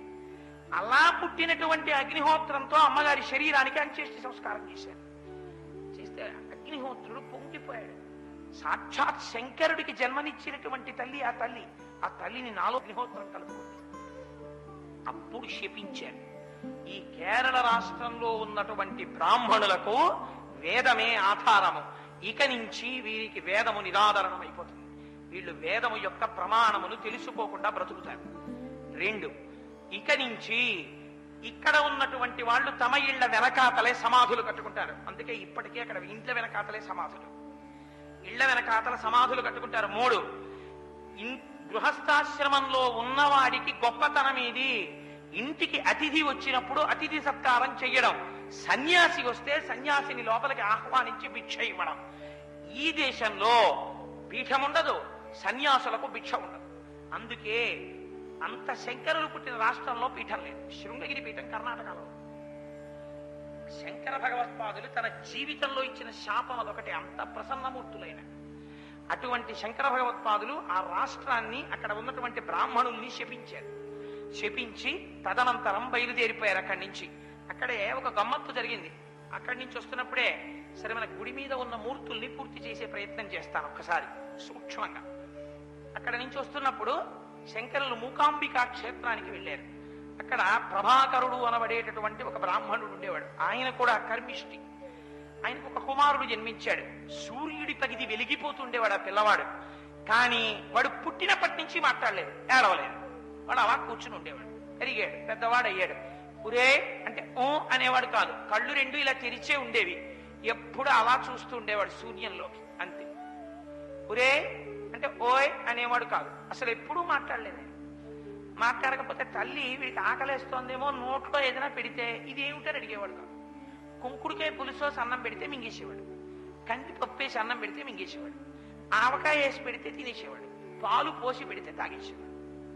ఇది ఏమిటని అడిగేవాడు కాదు, ఇది ఎందుకు పెడుతున్నావు అని అడిగేవాడు కాదు. పిల్లవాడు పెద్దవాడైపోయాడు.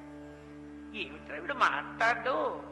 అందరు పిల్లలు ఆయన ముందు ఆడుకునేటట్టు చేశారు. పిల్లలకి చాపల్యం కదా ఆడుకుంటాడని. ఆ పిల్లలందరినీ బొమ్మ చూసినట్టు అలా చూస్తుండేవాడు తప్ప ఆడతాననేవాడు కాదు. ఉపనయనం చేస్తే మారుతాడని పీటల మీద కూర్చోబెట్టి ఉపనయనం చేశారు. ఒంటి మీద యజ్ఞోపవీతం వేశారు, అలాగే కూర్చున్నాడు. ఆ తర్వాత బ్రహ్మోపదేశం చేశారు. ఈ చెవిలోంచి విన్నాడో వినలేదో చేశానని తండ్రి అనుకున్నాడు. సంధ్యావందనం చేసేవాడు కాదు. సంధ్యావందనం చేయలేదేరా పలికేవాడు కాదు. కొడితే కదిలేవాడు కాదు. అలా ఉండేవాడు. ఆ తండ్రికి బెంగగా ఉండేది, ఎట్లా నాకు ఇలాంటి కొడుకు అని. ఒకసారి మూకాంబికా క్షేత్రానికి శంకరాచార్యులు వారు వెళ్ళారు. నిజంగా మూకాంబికా క్షేత్రం, శంకరులు వెళ్ళడం, అక్కడ బ్రతికించడం ఏవి శంకర భగవత్పాదులండి. అక్కడికి వెడితే ఈ ప్రభాకరుడు తన కుమారుణ్ణి తీసుకెళ్ళాడు. తీసుకెళ్లి ఒరే ఆయన యతివరుడురా, ఆయన పాదాలకి నమస్కారం చెయ్యన్నాడు. ఆయన అలాగే నిలబడ్డాడు. ఆయన ఏం చెయ్యడుగా, రియాక్ట్ అవ్వడు. ఆయన నిలబడ్డాడు. నిలబడితే ఈయనే ప్రణిపాతం చేసి, అయ్యా నా కర్మ, ఒక్కగానొక్క కుమారుడు ఇలా చూస్తూ ఉంటాడు. పుట్టినప్పటి నుంచి పెడితే తింటాడు, పెట్టకపోతే తినడు. మరి ఏమిటో తెలియదు, ఇలా ఉన్నాడు ఈ పిల్లాడు, అసలు వీడు ఎందుకు ఇలా ఉన్నాడని అడిగారు. శంకరులు అడిగారు, కస్తమం అన్నారు. నువ్వెవరు అని అడిగారు ఆ పిల్లాడు.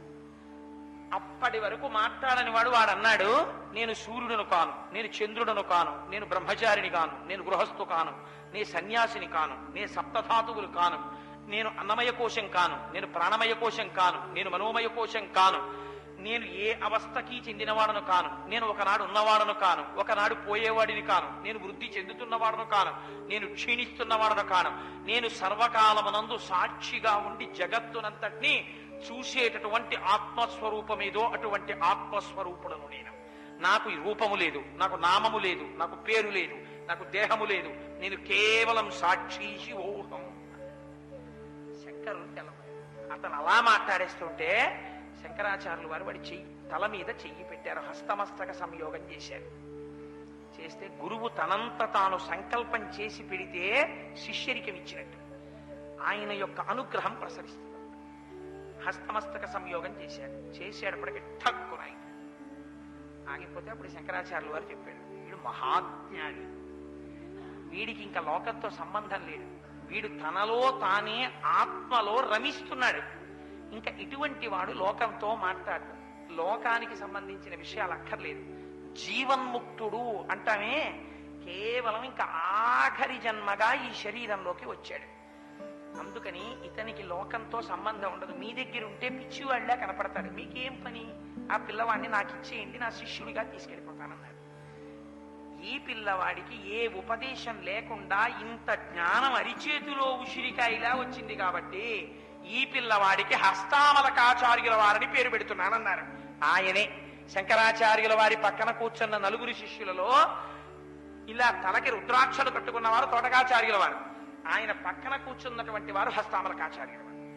ఆయనే హస్తామలకుడు, చేతిలో ఉసిరికాయ పట్టుకున్నంత బ్రహ్మజ్ఞానం ఉన్నవారు, ఎప్పుడు శంకరులతో తిరుగుతూ ఉండేవారు. ఆ రుద్రాక్షలు పెట్టుకున్నవారు ఉన్నారే వారే తోటకాచార్యుల వారు. ఇప్పుడు మీకు ఆ నలుగురిని గురించి నేను సూక్ష్మంగా చెప్పాను. ఒకరు పద్మపాదాచార్యులు, ఒకరు సురేశ్వరాచార్యులు, అటు తోటకాచార్యులు, హస్తామలకాచార్యులు. సురేశ్వరాచార్యులు అంటే మండల మిశ్రుడు. సరే, తోటకాచార్యులు ఎవరు? మీకు అనుమానం రావచ్చు. తోటకాచార్యుల వారు శంకరాచార్యుల వారి దగ్గర ఉన్న శిష్యులందరిలో కొంచెం తక్కువ గ్రహణ శక్తి ఉన్నవారు. అంత తొందరగా ఆయనకి ఏమీ అర్థమయ్యేవి కావు. కొంచెం you may call him just pass marks వచ్చే క్యాండిడేట్. పద్మపాదాచార్యుల వారు లాంటి వాళ్ళు డిస్టింక్షన్ లో ఉంటారు ఎప్పుడు. 199 ఆ స్కోరింగ్ వాళ్ళని. అక్కడే 35 మార్కులైన తోటకాచార్యుల వారు ఉంటే, ఒక రోజున పాపం తోటకాచార్యుల వారి గొప్పతనం ఏమిటో తెలుసా అండి?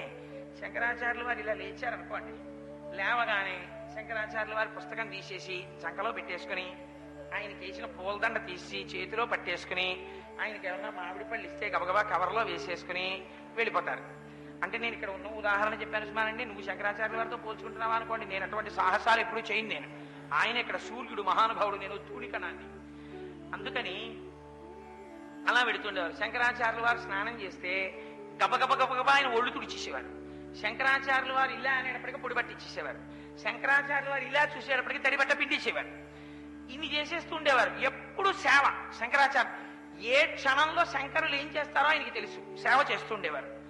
ఓ రోజు శంకరాచార్యుల వారి బట్టలు ఉతకడానికి నదికి వెళ్ళారు. వెళ్ళి బట్టలు ఉతుకుతున్నారు. ఆయన శంకరులు పాఠం చెప్పే సమయం ఆసన్నం అయిపోయింది. శిష్యులందరూ వచ్చి కూర్చుండిపోయారు. భాష్యం చెప్పాలి శంకరాచార్యుల వారు. శంకరులు మాట్లాడలేదు, మౌనంగా కూర్చున్నారు. సమయం అయిపోయింది. ఈ శిష్యులు అనుకున్నారు తోటకాచార్యుల వారు ఇంకా రాలేదని కూర్చున్నారు, వస్తే మాత్రం వాడికి పాఠాలు అర్థం అవుతాయా, ఎందుకు వాడి గురించి కూర్చోవడం, మనం పద్మపాదాచార్యుల వారు లాంటి వాళ్ళం సభలో ఉన్నాం, ఎందుకు వాడి గురించి చూడడం అని గురువు ప్రారంభం చేసే ముందు ప్రార్థనా శ్లోకం చేస్తారు. వాళ్లే ప్రార్థనా శ్లోకం మొదలెట్టేశారు. అంటే ఇంకా మొదలెట్టేయండి మీరు అని అనమాట. అంటే శంకరాచార్యుల వారు ఇలా చూసేటప్పటికీ తోటకాచార్యుల వారు ఆ బట్టలన్నీ ఉతికేసి పిడిచేసి భుజాల మీద చేతుల మీద వేసుకుని గబగబా వచ్చేస్తున్నారు. వచ్చేస్తుంటే శంకరులు ఒక్కసారి వారి వంక దృష్టి ప్రసారం చేశారు. అంతే. తోటక వృత్తం అని చాలా కష్టం. అందులో గురువు మీద వైభవోపేతమైన స్తోత్రాలు చెప్పేశారు తోటకాచార్యుల వారు. కేవలం శంకరాచార్యుల వారు ఇలా చూసినంత మాత్రం చేత సర్వ విద్యాపారంగతుడైపోయారు తోటకలు. అయిపోయి ఆయనే అప్పుడు చెప్పారు, గురువు యొక్క అనుగ్రహం ఉంటే లభించలేనిదేది ప్రపంచంలో అని. భవశంకర దేశికమే శరణం అని తోటకాచార్యుల వారే శంకరాచార్యుల వారి పాదాల్ని 10 మాటలు ముట్టుకుని 8 మాటలు చెప్పి శరణు చేస్తూ అష్టకం చెప్పారు. అప్పటికి ఇప్పటికీ శంకరాచార్యుల వారు ప్రసన్నుడవడానికి తోటకాష్టకమే చెప్తారు. భవశంకర దేశికమే శరణం. తోటకులంటే ఎంత నిస్వార్థమైన సేవో తెలుసా అండి శంకరులకి. శంకరాచార్యుల వారి శిష్య బృందం ఎంత గొప్పగా ఉండేదంటే, ఒకానొక సమయంలో శంకరాచార్యుల వారు ఇక్కడి నుంచి రాజమండ్రిలో ఉంటే వారి వెనకాతల వెళ్ళేటటువంటి శిష్య బృందం ఇంకా ఇక్కడ ఉండేది. సరిలో ఉండేవారు. నడుస్తుంటే అంత పెద్ద ఊరేగింపు కింద వెళ్ళేది. అంతమంది శిష్యులు. అందులో శంకరాచార్యుల వారిని చంపాలని ప్రయత్నం చేసిన శిష్యుడు ఒకడు ఉన్నాడు. అదేంటంటే అలా కూడా ఉంటారా అని మీకు అనుమానం రావచ్చు. ఈర్ష్యా ద్వేషాలు పెరిగిపోతే వాటికి అంతూ దరి ఎక్కడ ఉంటుంది. అందుకని ఆయన అభినవగుప్తుడు అని శాక్తేయుడు. ఆయన ఏం చేశాడంటే, ఈయన కేవలాద్వైత ప్రచారం చేస్తున్నారు, దీనివల్ల మిగిలిన వాదనలన్నీ పక్కకి వెళ్ళిపోతున్నాయి, శంకరుల యొక్క వైభవం ముందు ఎవరు తట్టుకోలేకపోతున్నారు, ఈయన్ని చంపేయాలనుకున్నాడు. ఆభిచారిక ప్రయోగం చేశాడు. ఆభిచారిక ప్రయోగం చేయడం వల్ల శంకరాచార్యుల వారికి భంగధర వ్యాధి వచ్చేసింది. భంగధర వ్యాధి అంటే నేను కొంచెం మీకు తేలిగ్గా అర్థం అవ్వాలి అంటే, పైల్స్ అంటే మీకు అర్థం అవుతుందేమో. అలా పోలిస్తే ఇలా కూర్చున్నాడు అనుకోండి, భంగధర వ్యాధి చేత ఏమవుతుందంటే ఆసనంలో పెద్ద పుండు వస్తుంది. ఆ పుండు వెంటనే నొక్కుని అందులోంచి రక్తం కారిపోతుంది. అలా కూర్చోలేదు. ఒక 10 నిమిషాలు కూర్చోవడమే చాలా కష్టం, పోటు. ఒకవేళ కూర్చున్నా పంచి అంతా నెత్తుడితో తడిసిపోతుంది. అందుకని శంకరులు శిష్యులకి భాష్యం చెప్పేవారు. అలాగే నా దేహం అని చెప్పడం ఏంటి, ఆ స్థాయిలో ఉన్నారు శంకరాచార్యుల వారు అంటే. అందుకని ఆయన పట్టించుకునేవారు కాదు, చిరునవ్వుతో ఉండేవారు. కానీ రక్తంతో తడిసిపోయి వస్త్రం పుల్లటి కంపు వచ్చేది. అందుకని అరగంటకోసారి లేచి ఆ వస్త్రం వదిలిపెట్టేవారు. వదిలిపెడితే పాపం తోటకాచారుల వారు గబగబా వచ్చి ఆ వస్త్రాలు తీసుకుని నదిలో ఉతికి మళ్ళీ పట్టుకొచ్చి ఆరేస్తుండేవారు. ఎంత సేవ చేశారో. సరే, తోటకుల గురించి చెప్పి అనుకోకుండా అభినవగుప్తుడి దగ్గరికి వచ్చాను కాబట్టి ఇది కూడా పూర్తి చేస్తాను. ఆ అభినవగుప్తుడు అభిచారిక ప్రయోగం చేస్తే ఎందరో వైద్యుల్ని పిలిపించారు. పిలిపిస్తే వైద్యులందరూ వచ్చారు. శంకరాచార్యుల వారికి తెలుసు తన మీద మంత్రప్రయోగం చేశాడు. తెలిసినా ఆయన ఎప్పుడూ చెప్పలేదు. శరీరం గురించి ఆయనకి వ్యామోహం లేదు. కాపాలికుడు వచ్చి అడిగితే శ్రీశైలంలో పడుకోమన్నారు తలకై. సరే, ఇప్పుడు మళ్ళీ శ్రీశైలం గొడవ మనకెందుకానండి, అభినవగుప్తుడు ఒకటి పూర్తి చేద్దాం చాలు. అందుకని ఆభిచారిక ప్రయోగం వల్ల భంగధర వ్యాధి వచ్చిందని శంకరాచార్యుల వారికి తెలుసు. వైద్యులు వచ్చారు దేశం నలుమూలల నుంచి, ఔషధులు ఇచ్చారు, తగ్గలేదు. రక్తం అలా కారిపోతూనే ఉంది. అలా పోతే ఏమవుతుంది, మృత్యువుకి ఆసన్నమైపోతుంది. అభినవగుప్తుడు సంతోషిస్తున్నాడు, ఇంకా శంకరుల శరీరం పడిపోతుంది. ఈ సమయంలో శంకరాచార్యుల వారి యొక్క ఆయన ఆ బాధ గురించి పక్కన పెట్టేసి నిర్వికల్ప సమాధిలోకి వెళ్ళి పార్వతీ పరమేశ్వరుల యొక్క పాదారవింద సేవనం చేసుకుంటూ సమాధి స్థితిలో శంకరుణ్ణి ధ్యానం చేస్తూ ఉండిపోయేవారు. అలాగే కూర్చుని ఉండిపోతే అలా నెత్తురు కారిపోతుంది. రమణ మహర్షికి అలా అయింది సర్కోమా వ్యాధికి. అద్వైతంలో రమించడం అంటే, ఆ స్థాయిలో నిలబడడం అంటే మాటలా అండి? That cannot be imitated. ఏదో పులిని చూసి నక్క వాత పెట్టుకున్నట్టు ఉంటుంది. శంకరాచార్యుల వారి స్థాయి అంటే మాటలా? మహానుభావుడైన శంకరుడు సంతోషించి, ఇంత మహాభక్తుడు భంగధర వ్యాధున్న వాడు ఇలా కూర్చోలేడు. శంకరులు అలా గంటలు గంటలు కూర్చుని ధ్యానం చేస్తున్నారు. శంకరుల్ని రక్షించమని అశ్వినీ దేవతల్ని పంపించారు. అశ్వినీ దేవతలు ఔషధులు పట్టుకొచ్చి వాళ్ళు చూసి అన్నారు, ఇది శరీరానికి వచ్చిన వ్యాధి కాదు, ఎవరో మంత్రప్రయోగం చేస్తే భంగధర వ్యాధి పుట్టింది, అందుకని ఇది మందులకి లొంగదని వెళ్ళిపోయారు. వెళ్ళిపోతే పద్మపాదాచార్యుల వారు చూశారు, ఎవడురా నా గురువు మీద మంత్రప్రయోగం చేసిన వాడు, ఆభిచారిక ప్రయోగం చేసిన వాడని పద్మపాదాచార్యుల వారికి నరసింహ మంత్రోపాసనం తెలుసు. వెంటనే పద్మపాదుల వారు నరసింహ మంత్రోపాసనం చేశారు. చేసేటప్పటికి అభినవగుప్తుడి మీదకి నరసింహస్వామి వెళ్ళి పడ్డారు.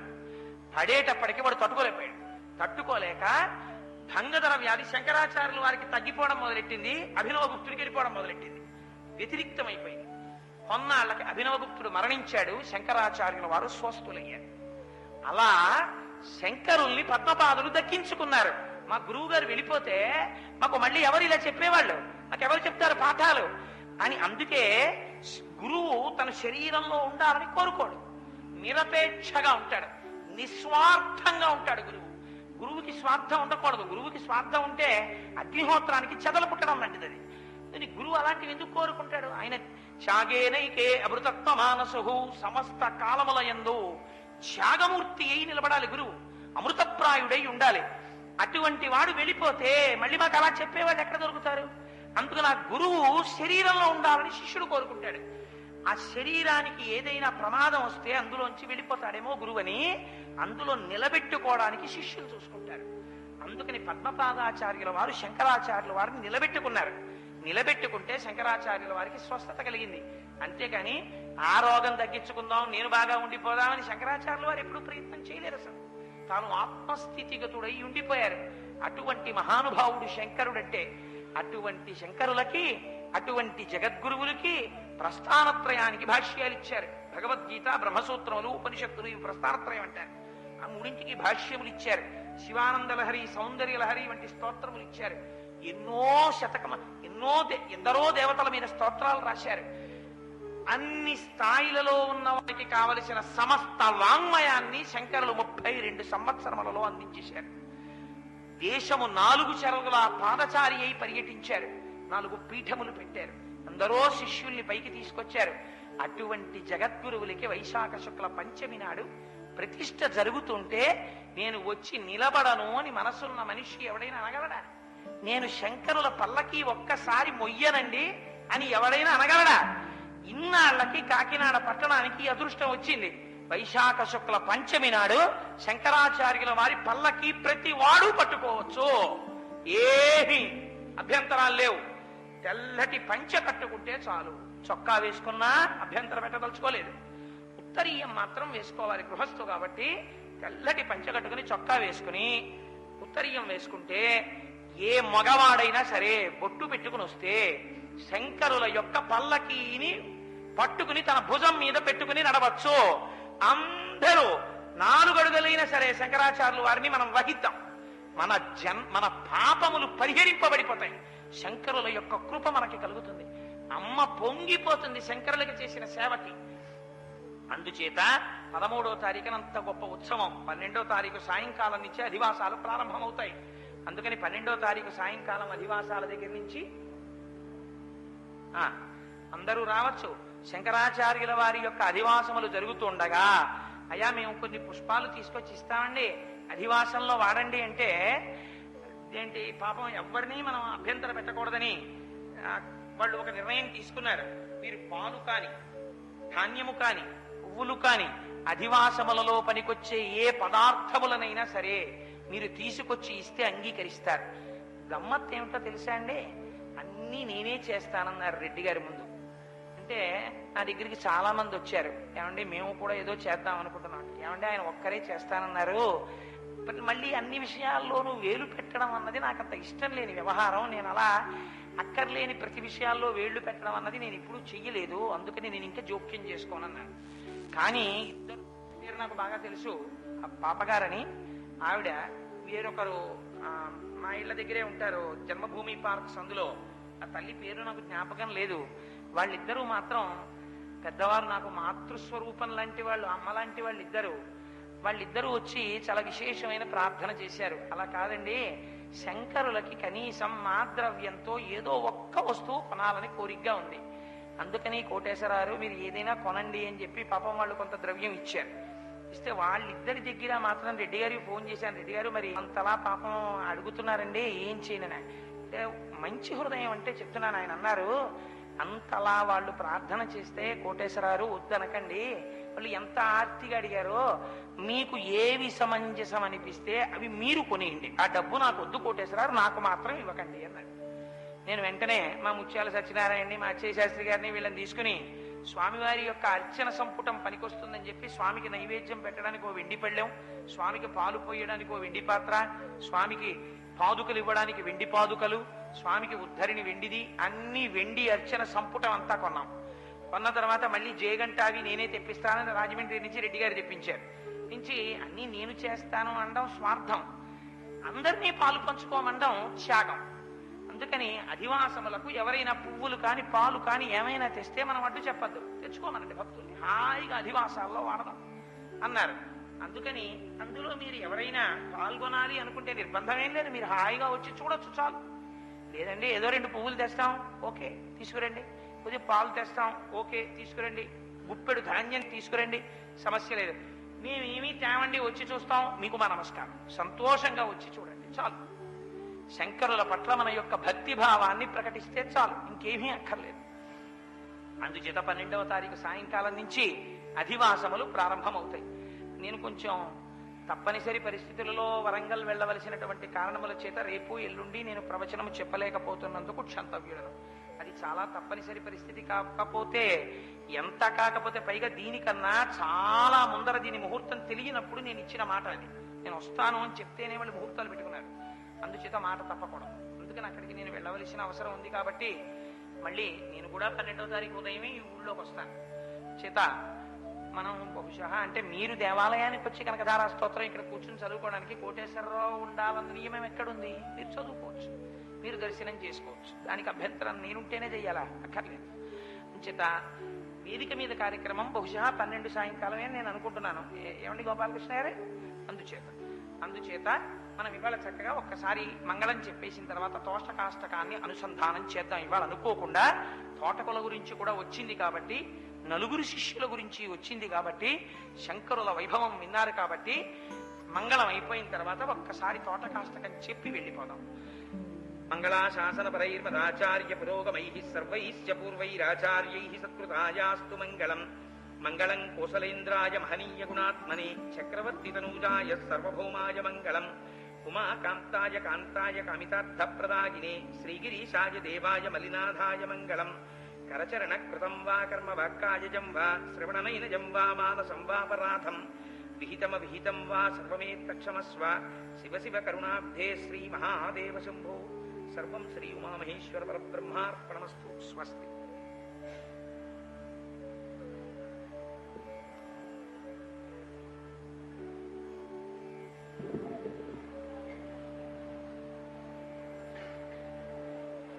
నిజంగా ఇంతమంది భక్తి తత్పరుల మధ్యలో కూర్చుని చెప్పేటటువంటి అదృష్టం కలగడం శంకరుల కృప. మీ అందరూ చదువుతుంటే నాకు ఎంత సంతోషంగా ఉందో తెలుసా అండి. వినే అదృష్టం నాది. ఎందుకంటే మీ అందరూ చెప్తుంటారు, మీరు కూడా విందామని చెప్పడం మానేసి వినే ప్రయత్నం చేయకండి. చెప్పండి. విదితాఖిల శాస్త్ర సుధా జలధే మహిషోపనిషత్కదితార్థనిధే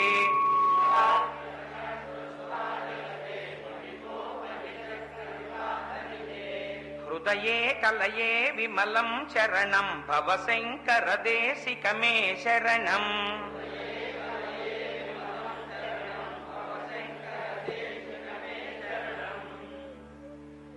కొత్త వాళ్ళు ఎవరైనా ఉంటే ఆ భవశంకర దేశికమే చరణం చెప్పిన తర్వాత వంగి ఒక్కసారి నేలని ముట్టుకోండి. తెలియదు కాబట్టి మళ్ళీ ఒకసారి చెప్పాను.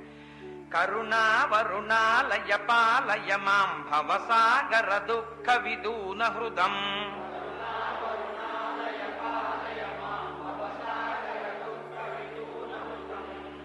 రచయాఖిల దర్శన తత్వవిదం భవశంకర దేశికమే శరణం.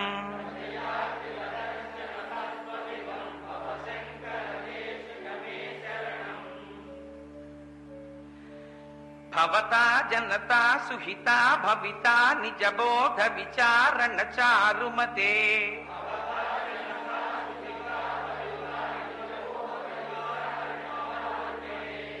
కలయేశ్వర జీవ వివేక విదం భవశంకర దేశికమే శరణం.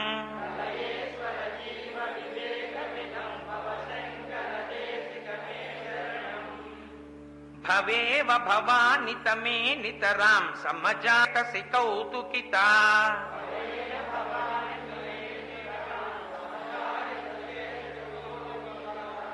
మమ వారయ మోహ మహాజలదిం భవశంకర దేశికమే శరణం.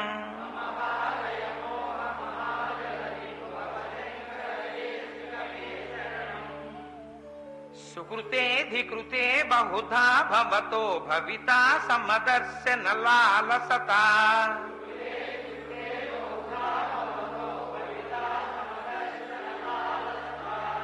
అతిదీనమిమం పరిపాలయ మాం భవశంకర దేశికమే శరణం.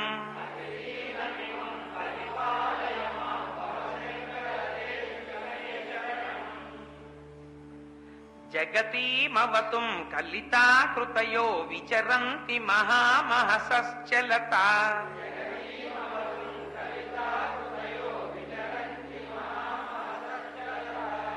అహిమాం సురివాత్ర విభాసి గురో భవశంకర దేశికమే శరణం.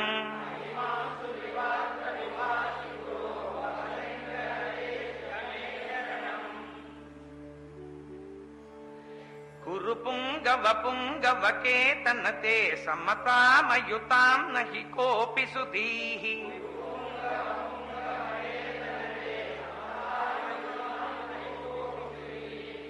శరణాగత వత్సల తత్వనిధే భవశంకర దేశికమే శరణం.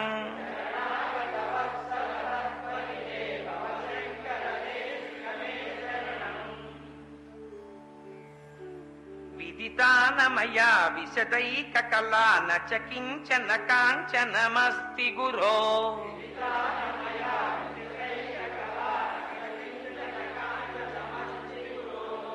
ధృతమేవ విదేహి కృపాం సహజాం భవశంకర దేశికమే శరణం.